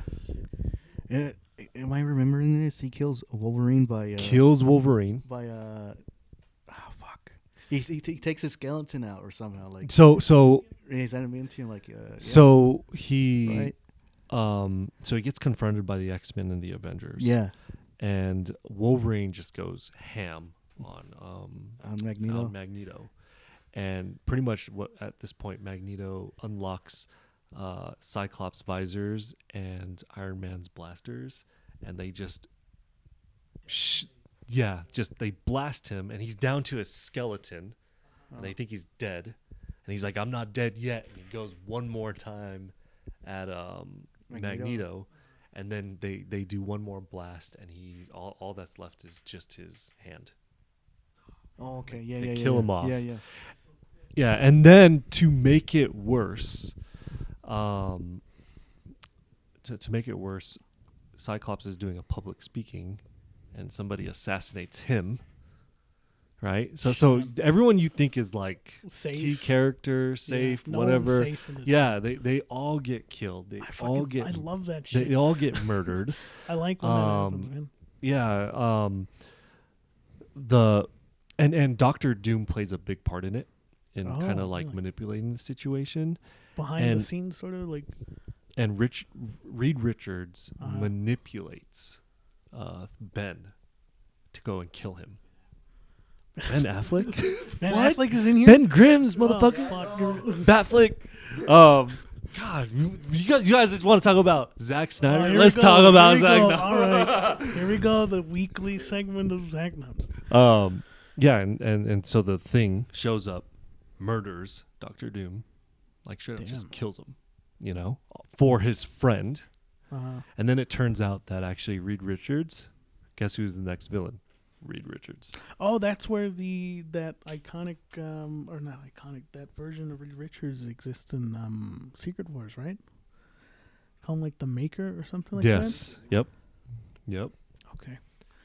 And what's interesting is when you read the Ultimate Fantastic Four series, there's little hints of him turning bad. Mhm. Like one person makes a comment. I think it's actually Sue Storm's mother. She's like, I noticed that you haven't been sleeping. You don't need sleep. You don't need to eat. I'm sure that you can actually like expand your mind or something like. She calls him out on that too. Mhm. And obviously with more knowledge, Yeah. Damn. things get more black and white, right? Shit. Yeah. So he wants to create the perfect utopia and all this stuff, but in order to do so as well, Yeah. humans got to go. God damn. This So, sounds really cool, man. It's a good series, man. Alright. I love it. I love it to death. When I looked it up, it's called Ultimatum, right? Yes, sir. Yeah. It got mixed reviews. Oh yeah. Like people loved it, people hate it. They hate it because especially what he mentioned, the blob eating fucking wasp. Not graphic, but it's like I don't know. People didn't like it. Yeah. Yeah. It's just and then Giant Man, Hank Pym, Yeah. grabs him and just bites his head off. Yeah. Afterwards, because obviously that's his wife, But there's like a lot of scenes that, again, going back to it being a very daring series, they Hank Pym and Janet are in a very abusive relationship. Oh yeah. So he literally, there is page after page of him abusing her, hitting her. She turns into the Wasp, and he's like spraying her, and she ends up in the emergency room. And then Captain America catches wind of it, and he beats his ass. Yeah, so he shows up to her. Yeah, that's what people didn't like. It's like, yeah. Well, yeah. To me, I liked it because for what it is, it's fucking batshit crazy. Oh yeah, it's fucking. I love that. The Hulk is a villain. The Hulk, yeah. Like yeah, like no one feels sorry for the Hulk. Like he talks about like raping women, eating people. Like he is dark as fuck. It's giving Old Man Logan vibes where it's like a lot more. Oh, absolutely. It is very daring. Like the love triangle between Cyclops, Jean Grey, and Wolverine. So Jean Grey hooks up with Wolverine first. Uh-huh. Keep in mind, he's like literally probably 100 years old. She's 18 years old in this comic. In this, oh damn, in this series. Okay. So again, we're We're pushing, pushing- treading we're a little pushing bit, the- right? yeah. Pushing the limits. Second, they break up. She starts dating Cyclops. Wolverine goes on a mission with Cyclops, and guess who he tries to murder? Cyclops. Shit. He comes back. He's gone. He's dead. Yeah, it turned out that I guess he fell off a cliff. Wolverine catches him, and then he pretty much did he lets him the go. Scar and Mufasa thing, right? Shit. So, but That's yeah, funny. it is fucked up. It reminds me a lot of Secret Wars from Jonathan Hickman. It has a lot of those moments in that comic book. Have you read Secret Wars from? It's like from 2015, and there's a lot of those moments in that comic book too. Yeah. Jonathan Hickman, yeah. They don't hold back. It's a lot of distaste. Yeah, and, no, you're right. Yeah, Jonathan Hickman does it more tastefully. Yeah. and Spider-Man is he's a 15-year-old kid, that has all That I these think, responsibilities. Yeah, no, I knew about that one. Yeah, and then it shows him at a breaking point as well. You know, handling the pressures, and everybody dies around him. His Uncle Ben, Gwen Stacy, the situation with Eddie Brock and the Venom suit. He holds all this weight, and he gets in a very dark place. Mm-hmm. But I appreciate it because we're talking about a 15-year-old kid with this massive responsibility that's stressing himself out. Eventually he's gonna break. So, a lot of good stuff, man. A lot of Highlights. A lot of highlights. What's going on? Do you have to pass gas? Different Ultimates. There's the 2000 run. There's another one. Yes. Oh. Oh, okay. Damn. All right. The ultimate Marvel run is one of your first Marvel. breaks. Yep. You made a strong case, Josh. I feel like I want to read. I want to read these now, man. It's definitely a good read. It's written by Brian Michael Bendis, or Majority of it is. Majority yeah, is, okay. absolutely. Okay. So Spider-Man is X-Men's written by somebody else. I forget here. It's been so forever. I'd have to dig a little bit, but Michael Brian Bendis is he's pretty much front runner for all of it. You know, Okay. he's running it. Even the transition from the death of Spider-Man to Miles Morales is so good, so freaking good. To his mother dying, and he is Spider-Man no more. They have his story arc, and it's just so good. Oh, so good. So I'm guessing you're excited for the Ultimate Spider-Man to come out, the return. I'll wait. You're gonna wait. And I'm gonna wait. See how it pans out. I'll wait. Understand, You okay. know. So yes and no. So and here's the thing. Going back to where do I rate Ultimate Marvel? Do I think it's top 10? I don't know.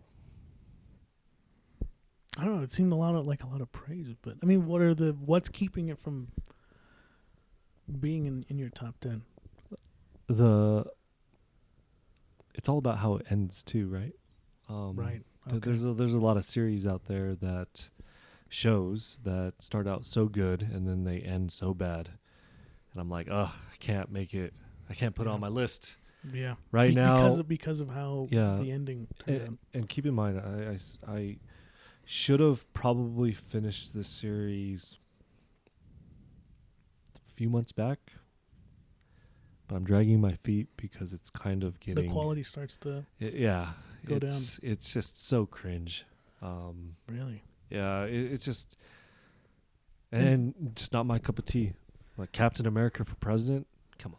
That's just such cheese, and So, nothing has hit me since the pre-Ultimatum. Okay. So, You know?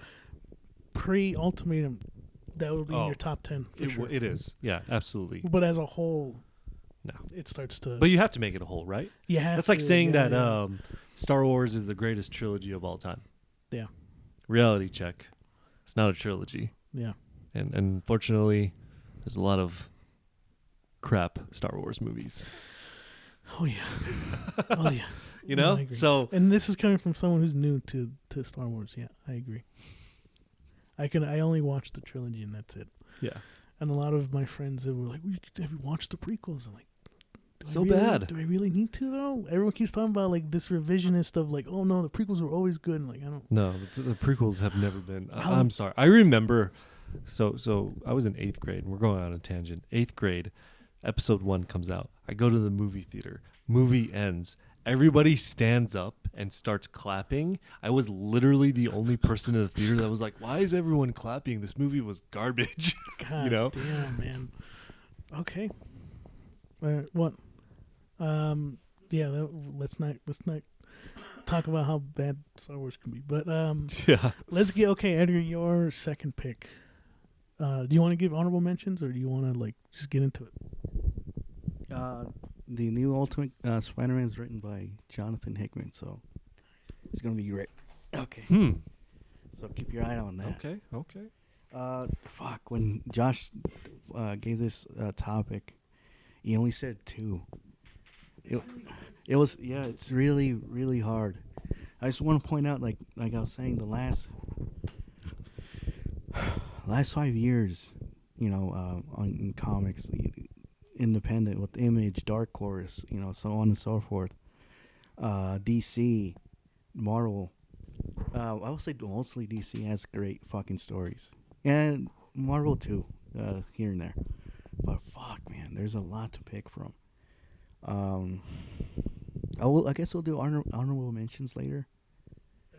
Yeah, I we'll guess. do. We'll spitball a few. So yeah, absolutely. I wanted to, for mine was one independent, one from the big two, and Josh has it on his shelf, and he says he hasn't read it. And I want I want him to read it. It's like it's a one sitting. This guy's been kicking me in the balls all night, man. Not in a good way, though. In a good way. I want him Kicking to me read in the balls in a good way. Yeah, you can. I know, right? Shit. Hold on. Oh, I lost train of thought there. Okay. The one I picked is the Three Jokers. Jeff Johns and Jason. My butcher's last name, Jason Fabuk. Right? Fabak. Oh, his art's fucking amazing too. I was gonna say when I was looking at my research, because it's been a long time since I read it. Fuck, I remember how amazing this fucking story is. So cool. So give us the elevator pitch. Well, first, let's go back to 2015. No, well, it starts there with Justice League Darkseid Wars, where Batman sits in the Maurice chair. Yep. Oh, so you know? I know that. And he asked the question, like, first he asked who killed his parents, and it was Joe Hill. It's okay. Joe Chill, sorry. Right? Sorry. And then he asked the question, who's Joker? And he gets the response that there's three. Yep, basically. So that's where this picks up, So the three Jokers are the Clown. And the Clown, he's from the Death in the Family, where he beats up Jason Todd. That's the... Yeah. The Criminal. He's your classic Joker from Bob Kane and all that. Silver Age. Yeah, Silver Age. He's the classic. Yeah. Slaps. Yeah, And just like now that we know, no violence, just bad jokes and funny bad humor. But here he's more like a mob boss. He's more serious. Like he's from that Silver Age. Yeah. And this one you already know, the comedian, the Joker. So after he knows there's three Jokers, that's where it picks up, and there's murders going around in Gotham, and the people dying have the fucking grin of the Joker, and that's what. Yeah, basically that's what that's what the Joker's doing. He's baiting Batman, and he's baiting Batman, Batgirl, and Jason Todd. Is this a sequel to the Killing Joke? No. What do you think of the idea of Batgirl being able to walk again? Just out of curiosity. I don't care. No? What about you? What are your thoughts on it? Well, Albert? Come on, it was like a big story arc.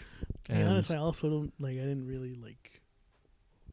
All right, I mean, she can walk again. I guess it's fine. Yeah. It kind of lessened the impact. Yeah. Of what happened. Yeah, I kind of hated the idea too. But it all across the board, I think comic books do that, where it's like, oh, this character's dead, and we have this big issue, and he's gone forever, and he's not coming back, and then he's like, oh, he's back again. You can start reading Superman again, or I know they just did it with Miss Marvel, Kamala Khan, like she's dead, And but I think now she's back, and it's They- like it's only been 2 months. Human Torch. Yeah. You know, and yeah, it's. I do feel like the story arc of the Killing Joke was so good, and then paralyzing Barbara was so key, and then all of a sudden, New 52. Oh, Like, she can walk. She can walk. Wasn't like some surgery as well, Mhm. like in she went to Africa or something Yeah, like that. yeah. I don't know. Yeah, I just had to ask that question just because I was like, They had that Joker, man. exactly. Well, go ahead, Edgar. Keep going. Sorry, man. Sorry. No, he's basically baiting Batman and Batgirl and Jason Todd to basically come after him. Yeah. So they capture the clown, and they're interrogating him. Batman says, watch over him to Batgirl and Jason Todd, and. Jason Todd has a lot of fucking built up anger because what he did. And what the clown does is just like fucking teasing him and all this shit, right? Baiting him. And I don't know if it's issue 1 or 2, but Jason Todd ends up killing the clown. He shoots him in the head. Yeah. And Barbara calls Bruce and says, "Hey, Jason Todd, he's a criminal now. He killed a Joker." And the Batman says, "No, he killed one of the Jokers. We don't know if it's the real one, right?" But then he gets I don't want to spoil it because he has to read it, and I want people to read this too. I don't know if will it lessen because what do you mean? There's no. I hate to say this, but like I'm the type of person that if a movie comes out, I'm like curious about it. Guess who's like Googling? I hate to say it, it's just, and then I can still watch the movie and be like, I'm done. Yeah. Here you go. No, if you're done, no, absolutely. It's. I do want to actually. I'll probably end up reading it this weekend. No, let's get back to it. Sorry, and shit. See you now for. So what Jeff Johns does, he brings up even Joker's henchmen from back in the day. Like he brings all these characters. He brings back Joe Chill. He has a big part in the story too. One thing of the 3 Jokers was once Jason Todd gets captured by the criminal and the clown. And again, he gets his ass kicked again, the same way with the crowbar and everything. And then Jason's like, basically he says, "I'm gonna kill you, like I did your fucking friend." He's talking about the clown, and the criminal, one of the Jokers is the criminal, and he starts smiling and laughing.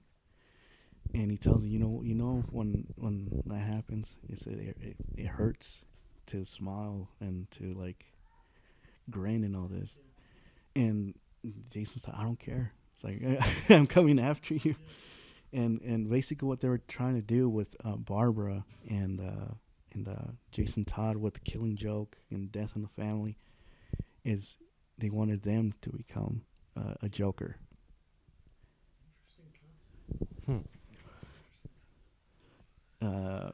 But that's a little, the little tease. What was all this leading up to?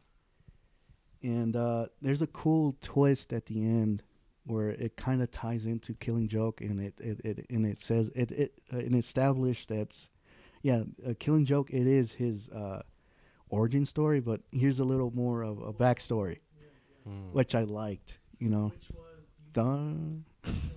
No, I want him if he's good. I think it was really cool. Yeah. Yeah.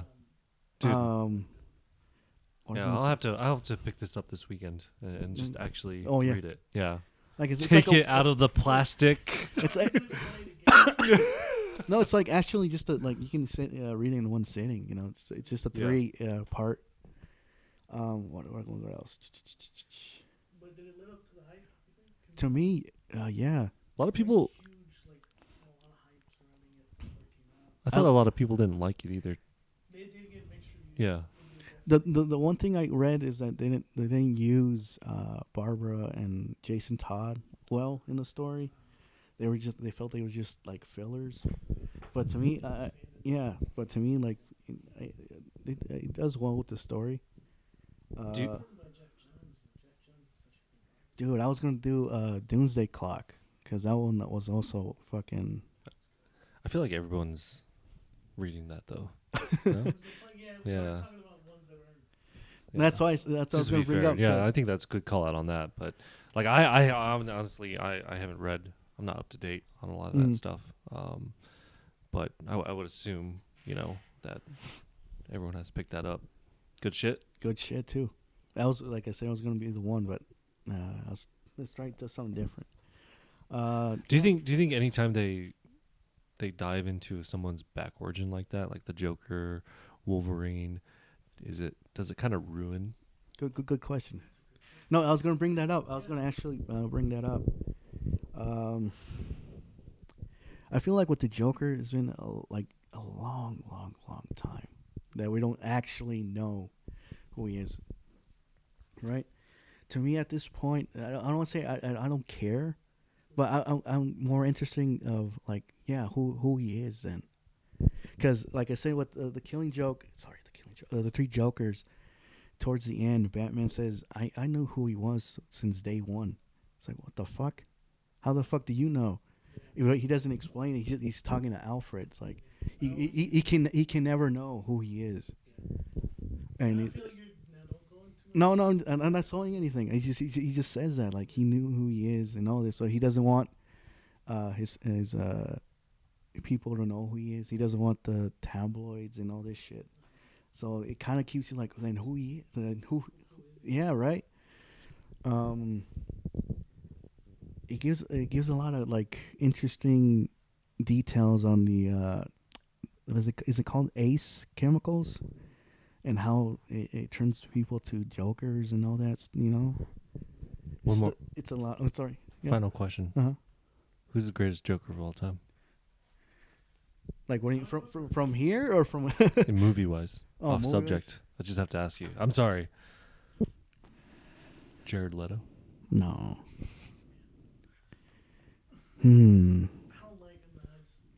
To me, it would always be Mark Hamill. That I respect that. You too. No, I mean I respect that. I was like, oh. No. I think this is gonna sound like the most obvious choice, but I don't know. I do like Heath Ledger's He was good. Joker. It's damn good. Damn good. I think I think he's my Joker. That's the one I grew up with. I did watch Batman '89 and Jack Nicholson did a great job too, but I don't think I watched that one nearly as much as Dark Knight. And I just feel like I think it's Heath Ledger.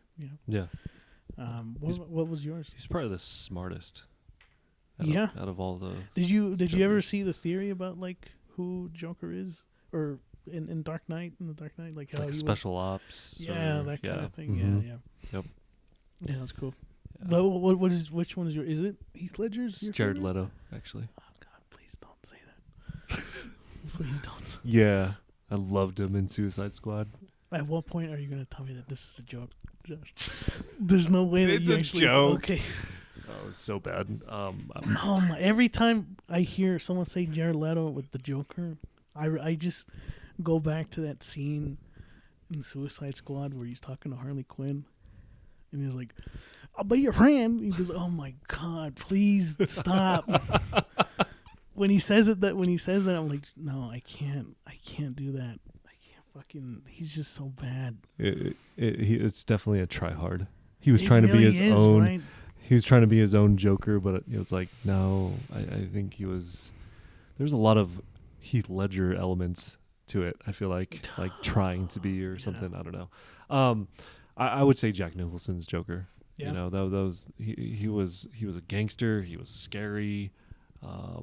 You know, I feel like out of all the Jokers, Intimidating. I would not mess with him. Yeah, like he was just, yeah. And also, like, I hold it close to my heart because that was the first Batman that I've ever seen. Mhm. It was the 1st Joker that I've Yeah. ever seen. So Where does Joaquin Phoenix lie in that list? if I make a list, Jack Nicholson, On the top. Heath Ledger, Mark Hamill there. I put Mark Hamill there. I don't know. Is the Joker movie an actual Batman movie? No, Is it actually the I don't Joker? think so. Yeah. No. I can't. Put And him I think on the list. second. I think the Yeah. second one will definitely solidify that it's not. No. It's a fucking musical, which is fine Yeah. if it wants to be a musical, but like, to me, Bruce it Wayne has as no a ties. child? Yeah. You know, don't- it's a good movie. I enjoyed it when I watched it in theaters for the first time. Don't care to rewatch it. Yeah. You know, I I did agree. rewatch it with my girlfriend because she was like wanting to see it, and then that was it. I was just like, yeah, I'm done. No, I don't need Right. to watch the Joker again. Yeah, Like, you know, it's like saying Venom is a Spider-Man character. same thing. Tom Hardy's Venom. What Yeah. do you think of Tom Hardy's Venom? It's okay. It's not a Spider-Man movie. Yeah, no. A lot of people were like, "Oh, I can't wait for Venom and Spider-Man." I was like, "You want to see that Venom go up against that Spider-Man? Yeah, I don't think That so. Venom is too like heroish. Like, how Yeah. I don't see him like nah. Give me a bad guy, you know? Like, give me a Yeah. villain. Yeah. No. Sorry, did you have anything to add with all that or? No. Okay. Sorry, guys. Sorry for the tangents. Oh, you haven't finished it. Oh shit. Sorry. Go ahead. My bad, Edgar. That's just me. That's No, just I think what like when you say, "Oh, I heard people didn't like it," I think people expected that Jeff Johns was gonna retcon the Killing Joke, but when he didn't, I feel like he just Such an impossible task. yeah he didn't do that. But I don't think he did. Like I told you, he adds a little more into it, which it fits perfectly. You know. With the Joker, it's like fans expect whatever version is in their head. And obviously, it's like it has to satisfy whatever's in your head. The three Jokers, I feel like, divided everyone. I was like, no, I don't care for this version, so I'm not going to read it. Some Yeah. people are all for it. It's just, it's weird, man. It's such a, you're treading very, not dangerous ground. Kind of like with like I was saying, the Joker's trying to make other people become him and like see what he sees and feels. Like with Jason Todd, he was going to do it to the breaking point to like become the Joker. The same way with what was it, Barbara Gordon when she got shot, you know, and he kind of did the same thing with James Gordon with the carnival ride and Killing Joke, you know. There's like cool fucking. I don't want to spoil it because I want him to read it, but like, there's a lot of cool callbacks to like Killing Joke and all that.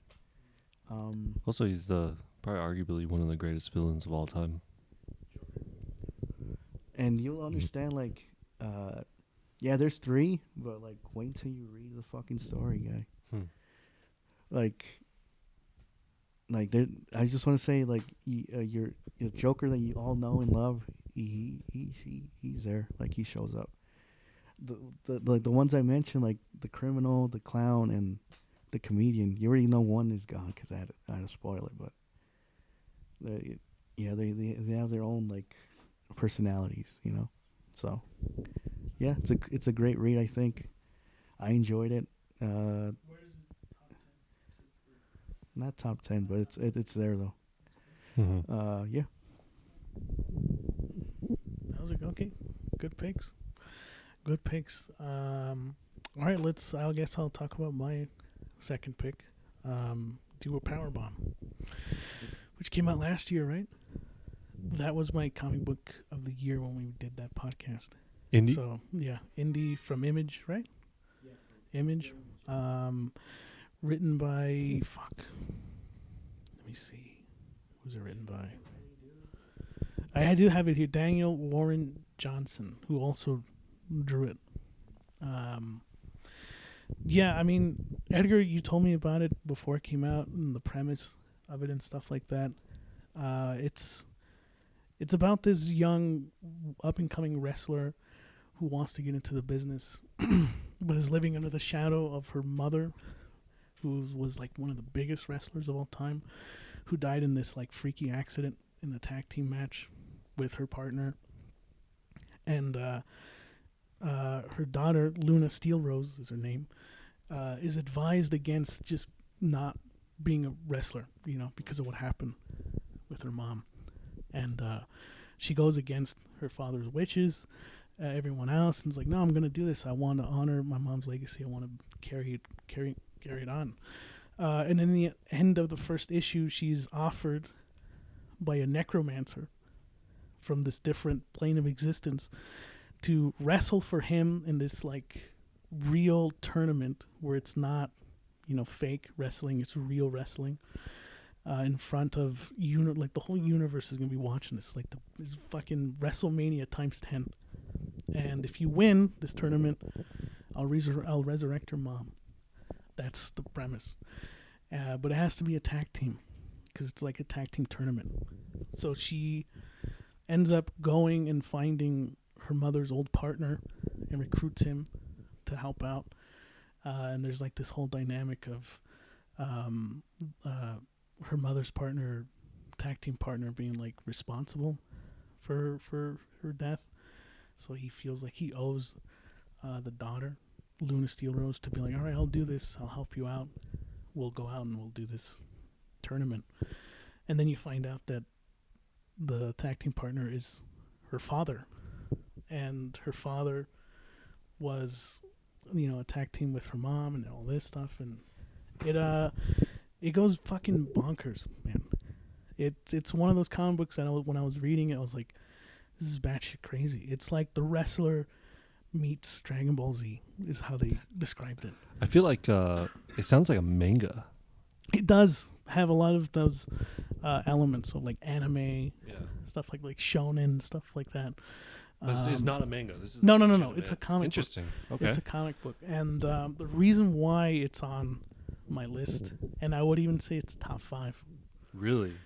Is because it's one of the only comic books that made me fucking cry in the end. You are a pussy. Just kidding. I'm sorry. Have you ever read anything that made you cry, Josh? Come on. Nah, man. Only weak people cry. Come on, bro. Oh, God. I'm just kidding. But the reason why it was so touching is because, so they end up going through this tournament. They end up losing the tournament, which is kind of a twist. You feel like they're going to make it towards the end. But by default, because the tag team that they lose to end up kind of turning on each other, they end up going to the finals where they have to fight God himself. Yeah, I know, it's fucking corny, and it is as corny as you think. It is fucking cheesy as shit. That is very anime in a nutshell. It is. No, when you see how God looks like, he's like all shiny. He looks like a fucking robot, almost like all fucking it's just it's ridiculous. They give him oh, here comes the Lord, the Creator himself. God, okay, this is a little too much, but it plays on with the whole wrestling because wrestling does that. WWE does that kind of crazy, shit like that. But in the end, they end up winning, right? And what was so touching was how it ends is Luna Steel Rose looks out into the crowd, and in the crowd she sees her mom, and she's cheering her on. And this is after she realizes she can't get her back. The necromancer lies to her, and it was all just a lie, that she can't resurrect her. But when she wins, she sees her and everything like that, and just that image alone, seeing these thousands of other people whatever, and then you see her mom just looking at her daughter, and it's oh my God. And that's how it ends. It's a perfect ending. She ends up getting the approval of her mom, she ends up seeing her, and she ends up becoming this really fucking great wrestler. She ends up repairing her relationship with her father, and it's just, God, it's so fucking good. And it's the only one where I bought the single issues, and I bought the graphic novel right on afterwards. I'm just trying to understand what made you cry. I'm just kidding, man. I was about to go was in. it the end? Was it the end that kind of was the? Yeah, it was a perfect ending, dude.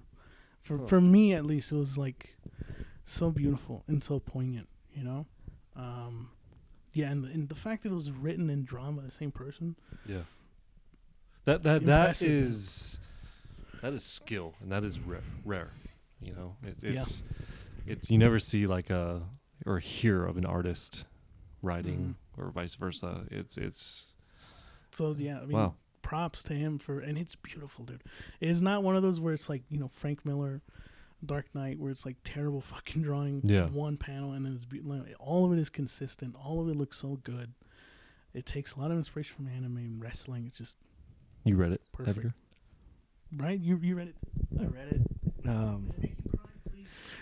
No, it was touching knowing that.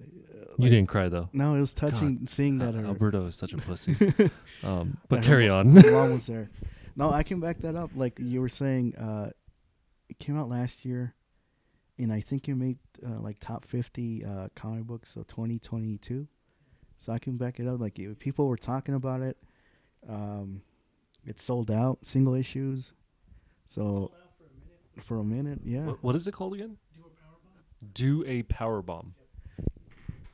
And I think this is the one that put him in the map, because he did a run with Wonder Woman. Yeah, Wonder Woman. And he did Murder Falcon, which is pretty cool. What else? Yeah, Wonder Woman, Dead Earth. Yeah, Dead Earth. And the fact that it's like a wrestling comic book, that it's set in the wrestling universe, like, I don't know, that's unheard of to me. It's such an that I think I told you, like, it's like an original story. Yeah, It's crazy good unique, reviews. You know, yeah. Holy And it's smokes. like you cannot. This is one of those instances where you're like, oh, it was done before. Like, maybe some elements were taken from anime comic books, but I feel like it's wholly unique, definitely original, and like, yeah, and again with like going back with Mimetic, great pacing. You're gonna finish it in one sitting. You're not gonna regret it, dude. Best money you'll ever spend on a comic book. I can guarantee it. And again, for anyone who wants to get into comic books, wants to read a good story, and it can only be done in the medium of comic books, you can't do better than do a powerbomb, man. It's Very nice. perfect. It's as close as to a perfect comic book I think you'll get, in my opinion. Is it cheesy? Yeah, but it leans in on it. It doesn't shy away from it. I think as long as You it know? recognizes its cheese and Oh, it goes with the story. There's you one appreciate team that. there's one team where it's just orangutans. It's like these buff ass looking fucking monkeys, and it's like that's one of the tag teams, and they have a silly ass fucking name, and it's like, all right, dude, like, you know, we're here now. This is it, and it's fucking good, man. It's really good. When I got to the part when they're gonna fight God, I turned around, I was like, really? Yeah. Right, that's what I said too. But when they fight him and like they do their best and all this, like, oh, this is fucking cool. Yeah. And he doesn't have a tag team fight and have Jesus. No. It's just him by himself. And Sounds like an episode of South Park right, going yeah. up against God. We're wrestling. Yeah, Alright. no, it's. I recommend it. And you say this is top It's 5. top 5. It's top 5, 100%. So I'm obviously gonna read your guys' recommendations here, and if anything I don't get my satisfaction, you guys are giving me money in some way. No, I'm just kidding. Yeah, no, that's to do Powerbomb. That's my recommendation. Do you want to get into your other pick, or do you want to start going through honorable mentions, or how do you want to do that? Let me finish with at least mine. Or you want to? Okay. Yeah, All right, let's do then that. we'll just spitball All right. some honorable mentions afterwards. I've been eager to speak about this comic book. I got a lot you have of love it, you have for it it. with you. For people Have who it are- with yeah. me. Mark Wade's Irredeemable. Mark Wade, man, You know, and such a it, great writer. God, man.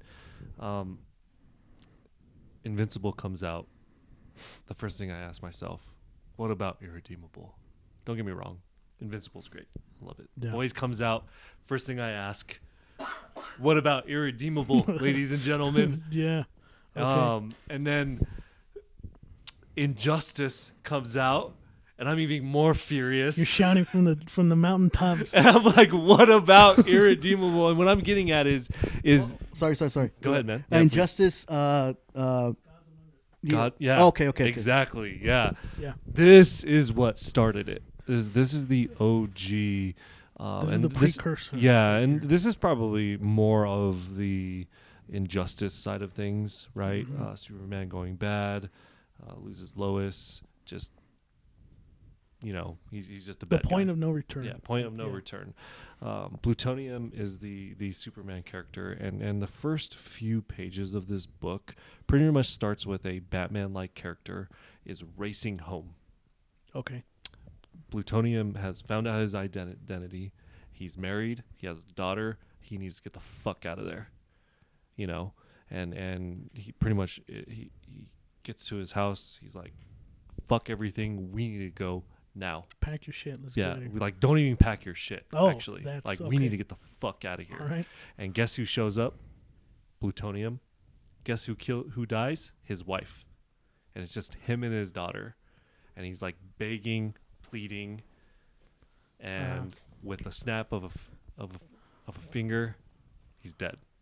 Like Damn. that is literally the first. That's the opener. Yeah, that for is the first few pages, and this Justice League team, pretty much, from my understanding too, he's the first one that he wipes out because he's Batman.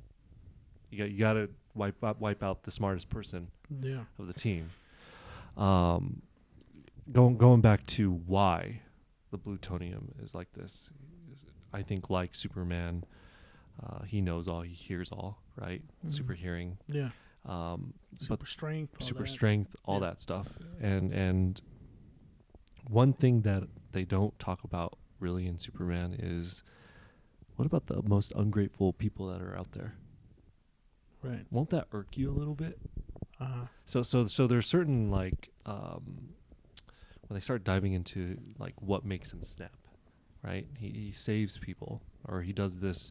He has to do this media thing like in the White House, and people are like, I'm so grateful that we have plutonium. I'm so grateful for him. And then you hear that one person like, who fuck him? Yeah, like, who does this guy think he is?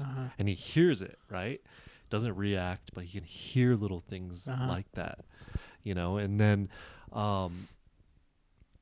then there's like other story examples where he reveals himself. So obviously there's a Lois Lane character. Yeah. Lois Lane loves him. He wants to propose to her. He is this nerdy guy that she works with, who they friendly banter, they flirt a little bit, but reveals himself to her, and she snaps. Damn. She's not like, oh my God, this is great. It's more of, is this a joke? How are you stalking me? This makes no sense. Why would you do this to a person? It goes south. Yeah, so it just goes south. It didn't go as smooth as he thought, obviously. She runs out to the work floor, and she immediately tells everybody, hey, this guy is the plutonium. God damn. So they, and it's a news radio, and so the guy on the news radio hits the button, and he starts actually telling the world who plutonium is. And plutonium, right then and there, he rockets out of the ceiling, and he's like, it takes so long to get to the satellite to broadcast nationwide, blah blah blah blah blah. Yeah. And he just destroys the satellite. He beats it in time before it, right? Yeah. And then he goes back, and instead of doing the right thing, he spins it in a manner where it's like, are you guys crazy? He's like, I love and respect you guys. If you guys go out and tell my the villains who I am, who do you think they're going to hunt? You. So it's like a Homelander type of exactly, right? Okay, yeah. So but you have to keep in mind, he's very mature. He knows what he's doing. Homelander was like, what? Yeah, he's fucking batshit crazy. Yeah, he's just a childlike. And he pretty much tells him psychologically, like, you fucked yourself over. Yeah. You better like sleep with your eyes open, all this stuff. And these guys just striking fear into them. yeah, That they and won't they say end up anything. actually killing themselves. They end up Fuck. actually like, yeah. So he put it in, and keep in mind, he's a very, at this point, he's a very like, he's perfect. Yeah. He's a Superman, you know. But these little hints of things that show him as His true nature. His true nature. Yeah.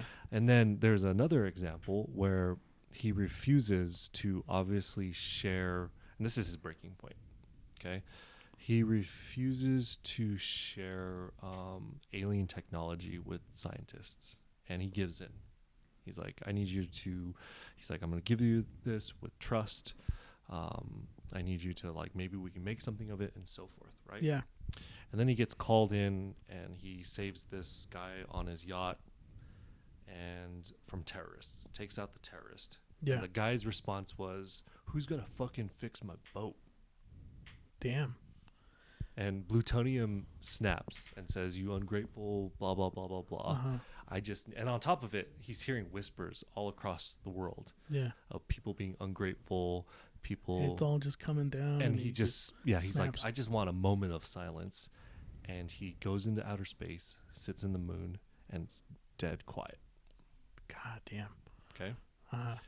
Goes back to Earth, and he just finds out that this whole city is wiped out. And he was not there to save it. Because the advantages of hearing everything, knowing everything, he can be there with in seconds. Yeah. But because of this, I need my time, blah, blah, blah, right? Comes back to this city just wiped out. Goes to the source, and guess what it was? That scientist. Oh, damn. That he He gave gave the technology to. There was a virus that was in it that was affecting certain people. It was the only way it was going to person by person was how they shriek. So every time they scream, Yeah. And whoever heard it close to them would get the virus. Right. It would cause them to scream, and then they would just pretty much just dissolve. Damn. And the scientist is freaking out, obviously accusing Plutonium. Why would you have this? And what does Plutonium do? Kills him. Wipes him out. Damn. And from this point on, he's just like, fuck everybody. He's irredeemable. Yeah. He is just wiping everybody out. You know, the Justice League team that he's with, they're obviously hiding from him, because keep in mind, he hears everything. He knows everything.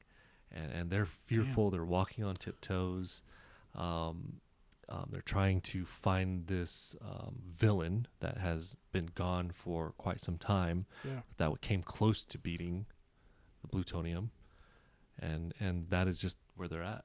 You know, God but damn, it's does sound like Injustice. It's man. so good. It is so good. Do you know what parallel you drew without I think you even knowing? Have you seen Barry on HBO? Mm-mm. What is it called again? Barry. Mm-mm. It's a show about this hitman who is trying to turn his life around, and he finds passion in acting. And the whole show is about him trying to make good decisions, but it always ends up fucking up. He always ends up finding in a situation where he has to revert back to being a hitman again. Yeah.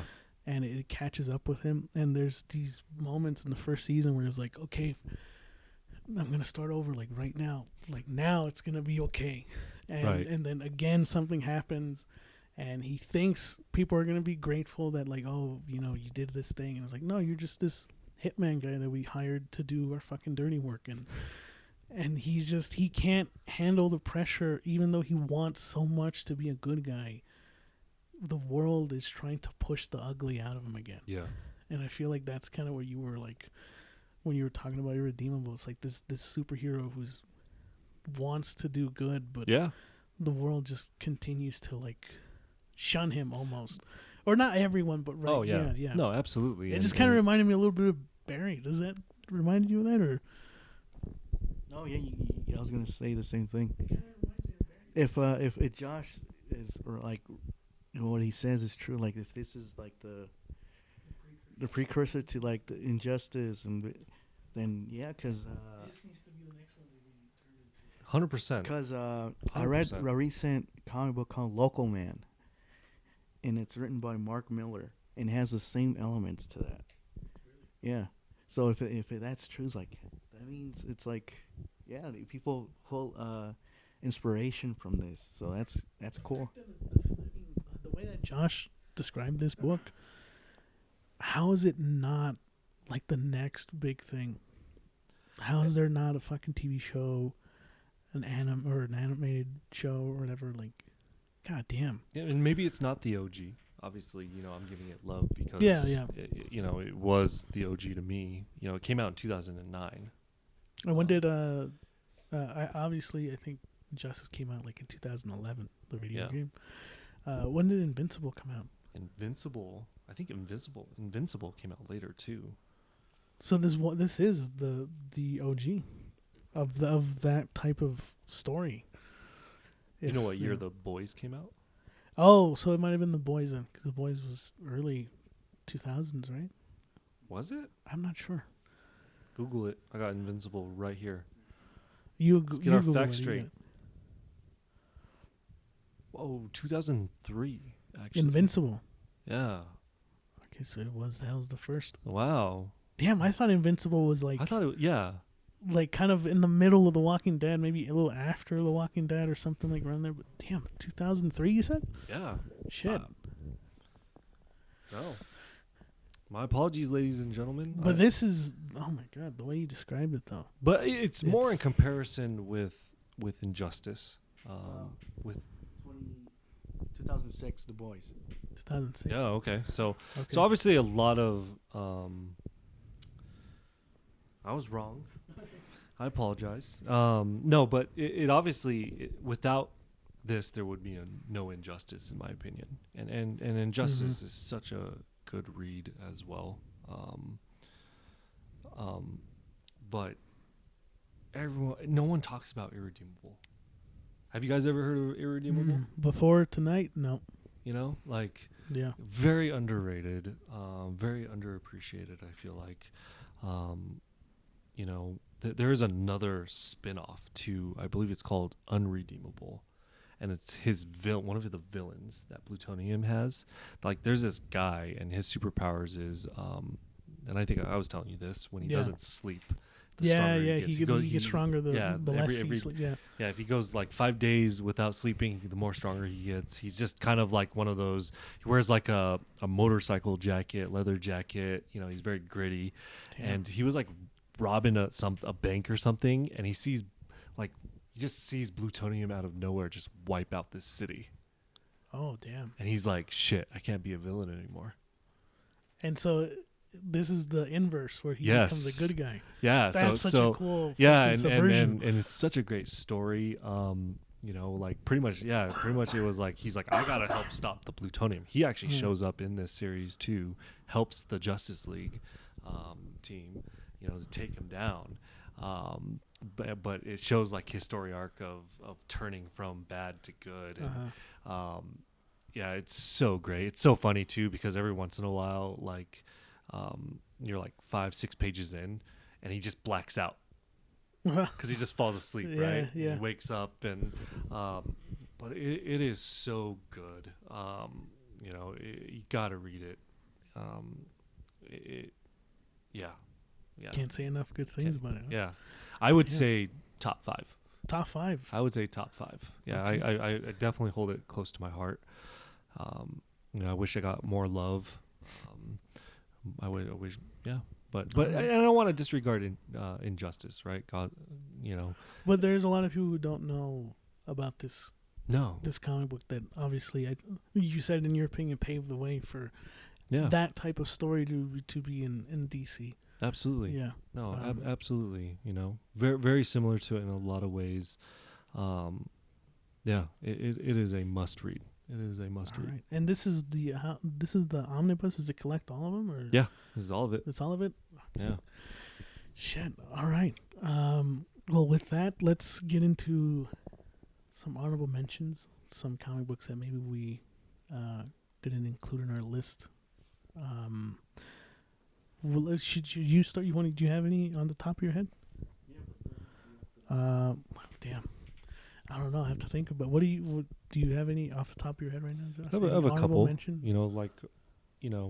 Nemesis is one. Have you guys ever read Nemesis? No, I have not read. Pretty much, it's a Batman character and Joker as one person. Plans ahead. Oh, okay. He's obviously a villain. Great story arc. People have been asking for it to be a movie. People are asking for a sequel. But pretty much the question is what would it be like if Batman and the Joker are the one in the same? That's Nemesis. I think there is a sequel out. I don't know if it's under Nemesis or another title, but yeah, is it Mark Miller too?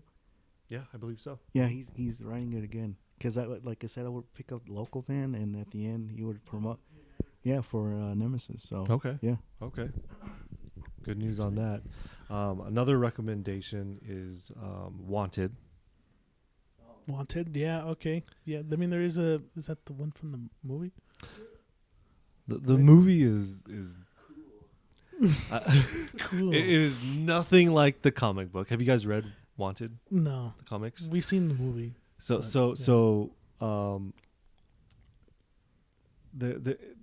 a world of superheroes where superheroes are extinct and the villains rule the world. We'll just put it at that. That's the basic premise. That's the basic premise, Okay. And like the movie, the guy's father was killed, who was this big time villain, and gave his inheritance to his son. They don't emphasize like the bullet curve or anything like that. Really? It is a very different, fucked up book. So the character is actually spot on image of Eminem. Fox, Angelina Jolie's character is actually Halle Berry. So he was actually he drew a lot of these. Dude, yeah, just take a look at it. Open it up. Tell me who the character looks like. Blonde hair, earrings. Oh shit! I see it. Oh my god, that's Slim Shady. Shady. So he joins obviously the sorority, whatever it's called, the team, and he just goes on this rampage. He rapes women. He kills bullies that bullied him back in the day. He goes on this spurge of just fucked up situations. It is so good, and it's been a while since I've read it. The suit is badass, which is not in the movie. It's in the game, absolutely. But yeah, it's just a world like what would the world be like if villains ruled the world? There was no superheroes; they were all wiped out by the villains, right? What would that look like? And they get away with everything. They walk into a fast food, and they murder everybody in the fast food restaurant, and they can't call the police. And they're like, as long as we wear these badges, we're part of this society. We can do whatever the fuck we want and get away with it. I always did. Just kidding. The ones I want to talk about, I want to save it for later because but at the same time, I feel like we're kissing ass to our favorite writers like Scott Snyder, James Tynion. But those I feel like they deserve their own. But the ones I want to mention is you said you didn't read Doomsday Clock, right? I did not. Oh, okay. Same guy. I think even the same artist from the Three Jokers. Doomsday Clock was an eventful it starts slow, but towards the fucking end it grips you, right? It's a heavy read too, right? Yeah. It's a long read. It starts again with the button, with the Batman little thing going on, and it leads up to this.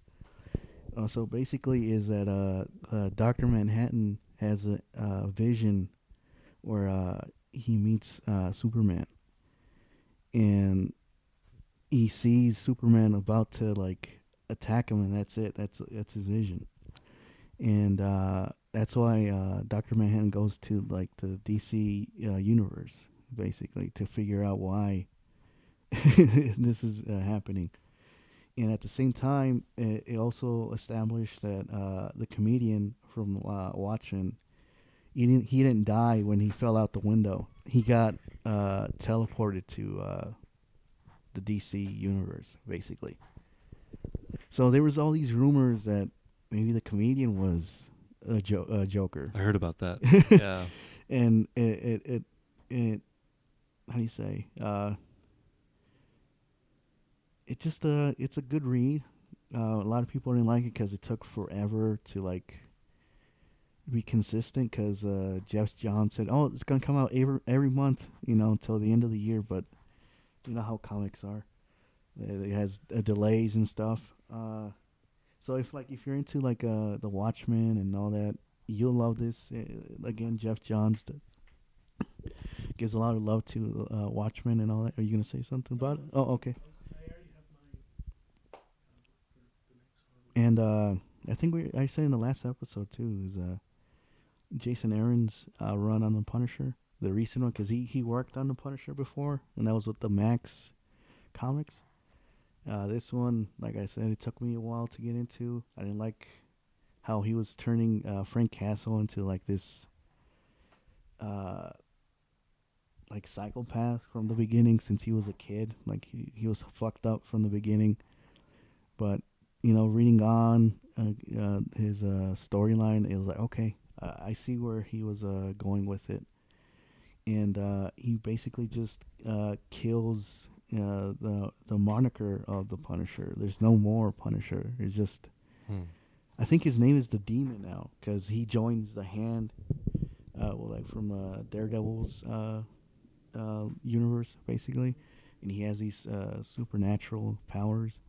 And he still has it towards the end, and he ends up in this different world because that's where he wanted to go, is to this world to be a savior for the people. So he's not the Punisher anymore. He's just Frank Castle / the even Jason Aaron has like a little why he wanted to end the Punisher, like his symbol and all that. Yeah. It's pretty cool. Like, it grew on me. It took me a while because I'm a big fan of the Punisher. And I was like, Jason Aaron's fucking up the Punisher, dude. I don't like it. So this is canon? It's canon now, yeah. Really? Someone else's Punisher, but no one talks about that. So I'm kind of curious because he hinted that he might continue with this new version. So I'm kind of curious how he's going to, go on with that. I do feel like Punisher doesn't get enough love, I'll throw in the Max comics with Garth Ennis. Sorry, Garth Ennis is good too. Yeah, I was thinking about it. What would be mine? I think it'd be in the top 10 for me, not top 5. One Bad Day, The Riddler, by Tom King. Have you read this, John? No. This one I told Edgar about. It is so fucking good. It is such. So it takes the premise of One Bad Day with like the Joker, with the Killing Joke. Yeah. But they do it with all these other villains now. Tom King, I don't know if you know who Tom King is. Mm-hmm. Such a fucking fantastic writer. He had his take on the Riddler for One Bad Day. And essentially what it's about is the Riddler kills a random person, and Batman has to find out why, the motivation is behind why Riddler killed this guy. And Riddler's reasoning is like, well, if you ever touch me again, Batman, I'll just kill someone on random until you eventually break your no-kill rule. Because you're never going to be able to find out who the next person is that I kill. I'm just going to kill on random. Now, the only way to take me out is to just take me off the board for good. And this kind of conflicts Batman. Like, now he has to kind of be like, do I have to finally push that limit? Is the Riddler gonna be the person who finally like breaks me, then makes me break that rule? And it goes beyond just that. It kind of talks more about the Riddler's backstory, what made him go fucking just snap, go crazy. And I love it because the end is open to interpretation the same way that the Killing Joke was. And how it ends is Edward Nygma thinks that he finally won. He's living in this this tower and this like suite all by himself. He thinks the Batman's not gonna touch him anymore. I finally fucking got him, you know? And what happens? As Edward is like putting on his top hat, he hears someone behind him say like, "Riddle me this, Edward. Although we meet but once, you know me thereafter forever." And then the next panel is Batman standing right behind him, and he says, "What am I?" And it cuts to black, and it's open to interpretation on whether or not Batman actually kills the Riddler. Shit. And it's so fucking good, man. It's like it's One Bad Day about Riddler, but really it's kind of like, is this the thing that made Batman finally break? You know, and it's not canon, so it's like its own thing. Yeah. But my God, the way that Tom King wrote the story, it is like unmatched. To me, it's top 10 best fucking story, best one-off story I've heard or read, and it involves the Riddler of all fucking villains. You know, like I can back that up too. It was again in the like top 50 of last year. That's what I was to say. Out of all that run with all the other villains, that's the only one that got a hardcover. That got to tell you something that one stuck out to people. Yeah, it was supposed to be this like series of One Bad Day, Clayface, One Bad Day, Two-Face, all that, right? And the first one was the Riddler, and that was their mistake, was releasing that as their first one, because everyone after that fucking paled in comparison. No shit. I think I picked up what was the next one? Two-Face or Penguin or something like that. And I told you, like, Edgar, I'm not gonna finish this. It's not good. It's not as good as Tom King's The Riddler. I could not read every other one because Riddler or the One Bad Day Riddler just like set the bar so high, you know. So the next one was bad that you read, or you just can't read it? I just couldn't read it. I mean, it might have been good. I didn't know. I was riding off the high of like One Bad Day Riddler. That was like I was reading Two-Face and I was like, no, this is not good. The writing just did not like hold up compared to like Tom King. Wow. Again, maybe they were good. I didn't read after Two-Face, but yeah, One Bad Day Riddler, definitely check that one out. Top 5? Not top 5, top 10, I think. Okay. Top 10. It's really fucking good, man. And it's like for anyone who's like, oh, why doesn't Batman break his no kill rule? And it's like, I think this one is left in interpretation. I think he does kill the Riddler because he finally like gets to him, you know. It's so fucking good. It's really good because like in this whole comic book, you see Batman try to go by the books, try to like find out why the Riddler killed this person, try to like eventually he'll put him away, he'll put him in Arkham Asylum, but even Batman's like, fuck it, dude, like I think I'll just have to kill this guy, like I might just have to kill some like the Riddler. He just it's really good. I'd recommend that one too. Okay. Came out 2021, right? Yeah, that was good. That was good. Do you have any more, Josh? I know you looked at the TMNT. Oh yeah, TMNT is definitely underrated. Peter Laird, Kevin Eastman came back. They pretty much rebooted the series. They explained why they wore red bandanas. Oh, really? You know, Because they were what, black? what? Oh. I thought that's what I heard. Black?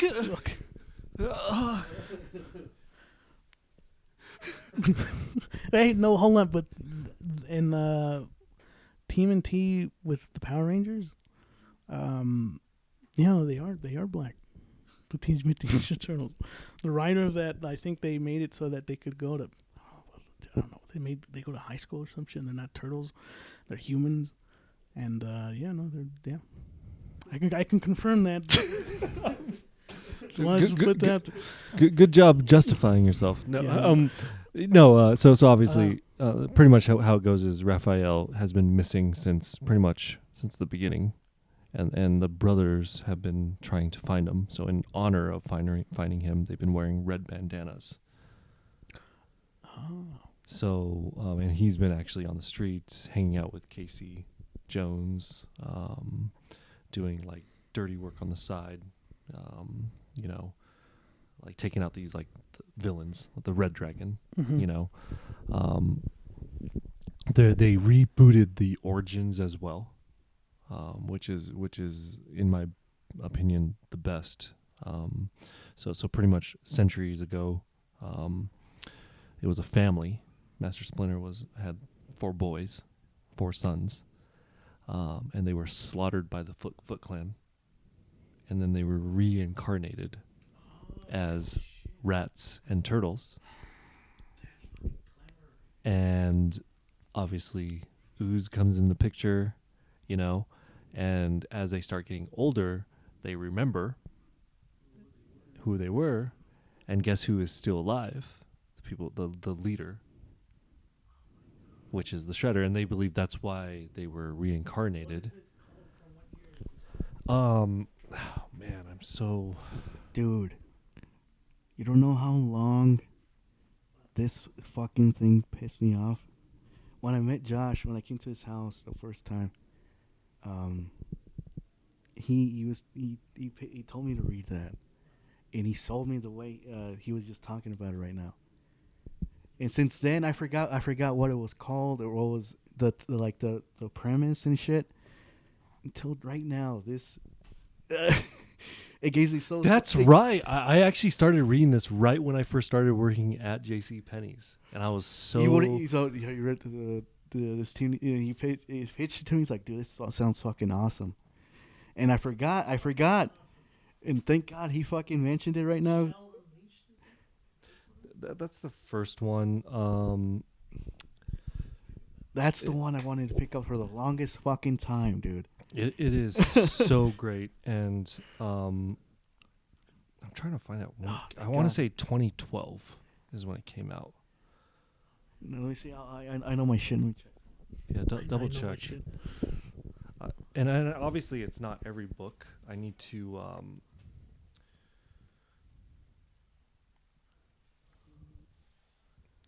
I've kind of stopped reading it.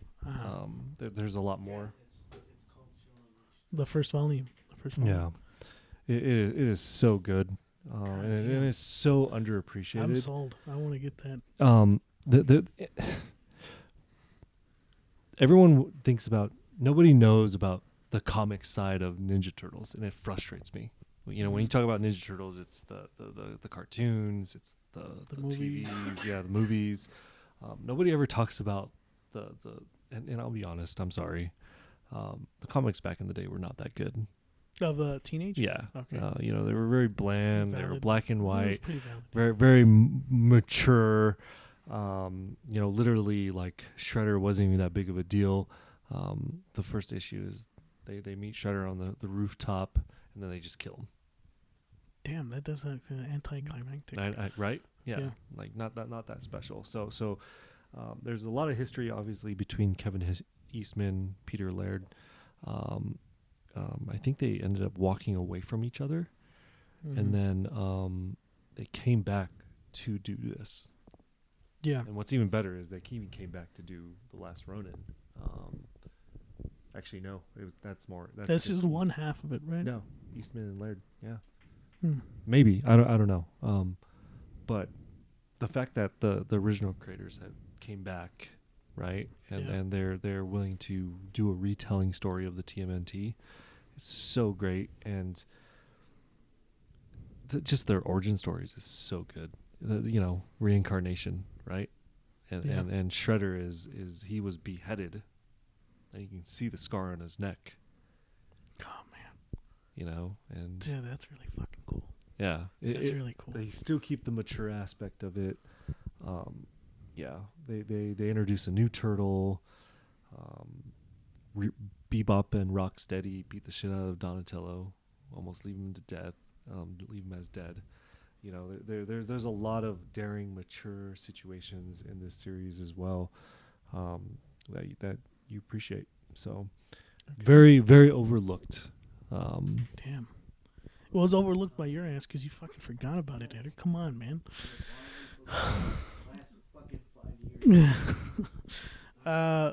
Do you have any more, Edgar? Or is that any more, Josh? Do you have any more? Or?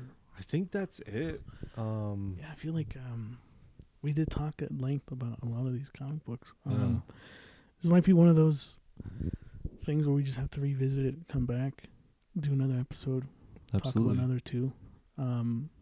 Hopefully, people who listen will feel compelled to read some of these books. You can't go wrong with any of them. I think they're all really great. As a side note, did you watch the new TMNT movie, the cartoon? I did. What did you think of that? It's okay. It's okay. I enjoyed it a lot, man. I was telling Edgar this. I think I enjoy it more than Across the Spider-Verse. Is it the best TMNT movie? What were you saying? It's up there. I think so too. I'm not ashamed. Better to say than the original OG, 1990? I think they're about the same for me. They're about the same, I think. Well, it's because the thing about the OGs is that they're I can rewatch them and just like not be bored by it. They're fucking great. Yeah. The thing that still kind of takes me out of it a little bit is like the action feels very slapstick. In the new one?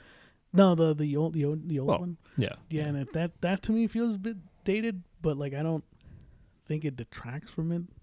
I like this new take. So Turtles, you know? my problem is I've not been satisfied with a good origin story for TMNT for a very long time. Okay. You know, All right. and then because I'm spoiled by this story, Well, you know the reincarnation aspect of things. It's just like, oh, the humans were mean to us, so I looked up. Well, it is a kids movie, Josh. I feel like it is catering more to the teenage aspect of the Teenage Mutant Ninja Also, Turtles. let's look at Michael Bay's Teenage Mutant Ninja Turtle. Yeah. I found a book. That is fucking I was terrible. interested in finding in doing new ninjutsu. Yeah. Terrible. Come on. That is fucking terrible, though. You know? Yeah, I agree. But I get that it's kids and hey, it's there's some like pretty scary scenes. My 4-year-old son was like kind Terrified? No, I heard from a lot of reviews too. They're like, yeah, it might scar some kids too. It's a little, you know, visually terrifying. There's a reason why my son wets the bed. Not because he's 4. It's because of TMNT Mutant Mayhem. Yeah, exactly. Come on. That's the one movie. Just a quick. I don't think we're ever gonna get that version like on the screen. Maybe animated, kind of like what they do, like with like the Dark Knight Returns stuff.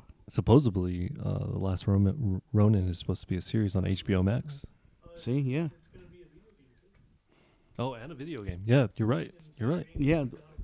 I just feel like if you want to read like what he wants to read, like mature and taken more seriously, then yeah, it's already there. It's the comics. I just like feel like it's Nickelodeon, dude. They own that. It's always gonna be kids.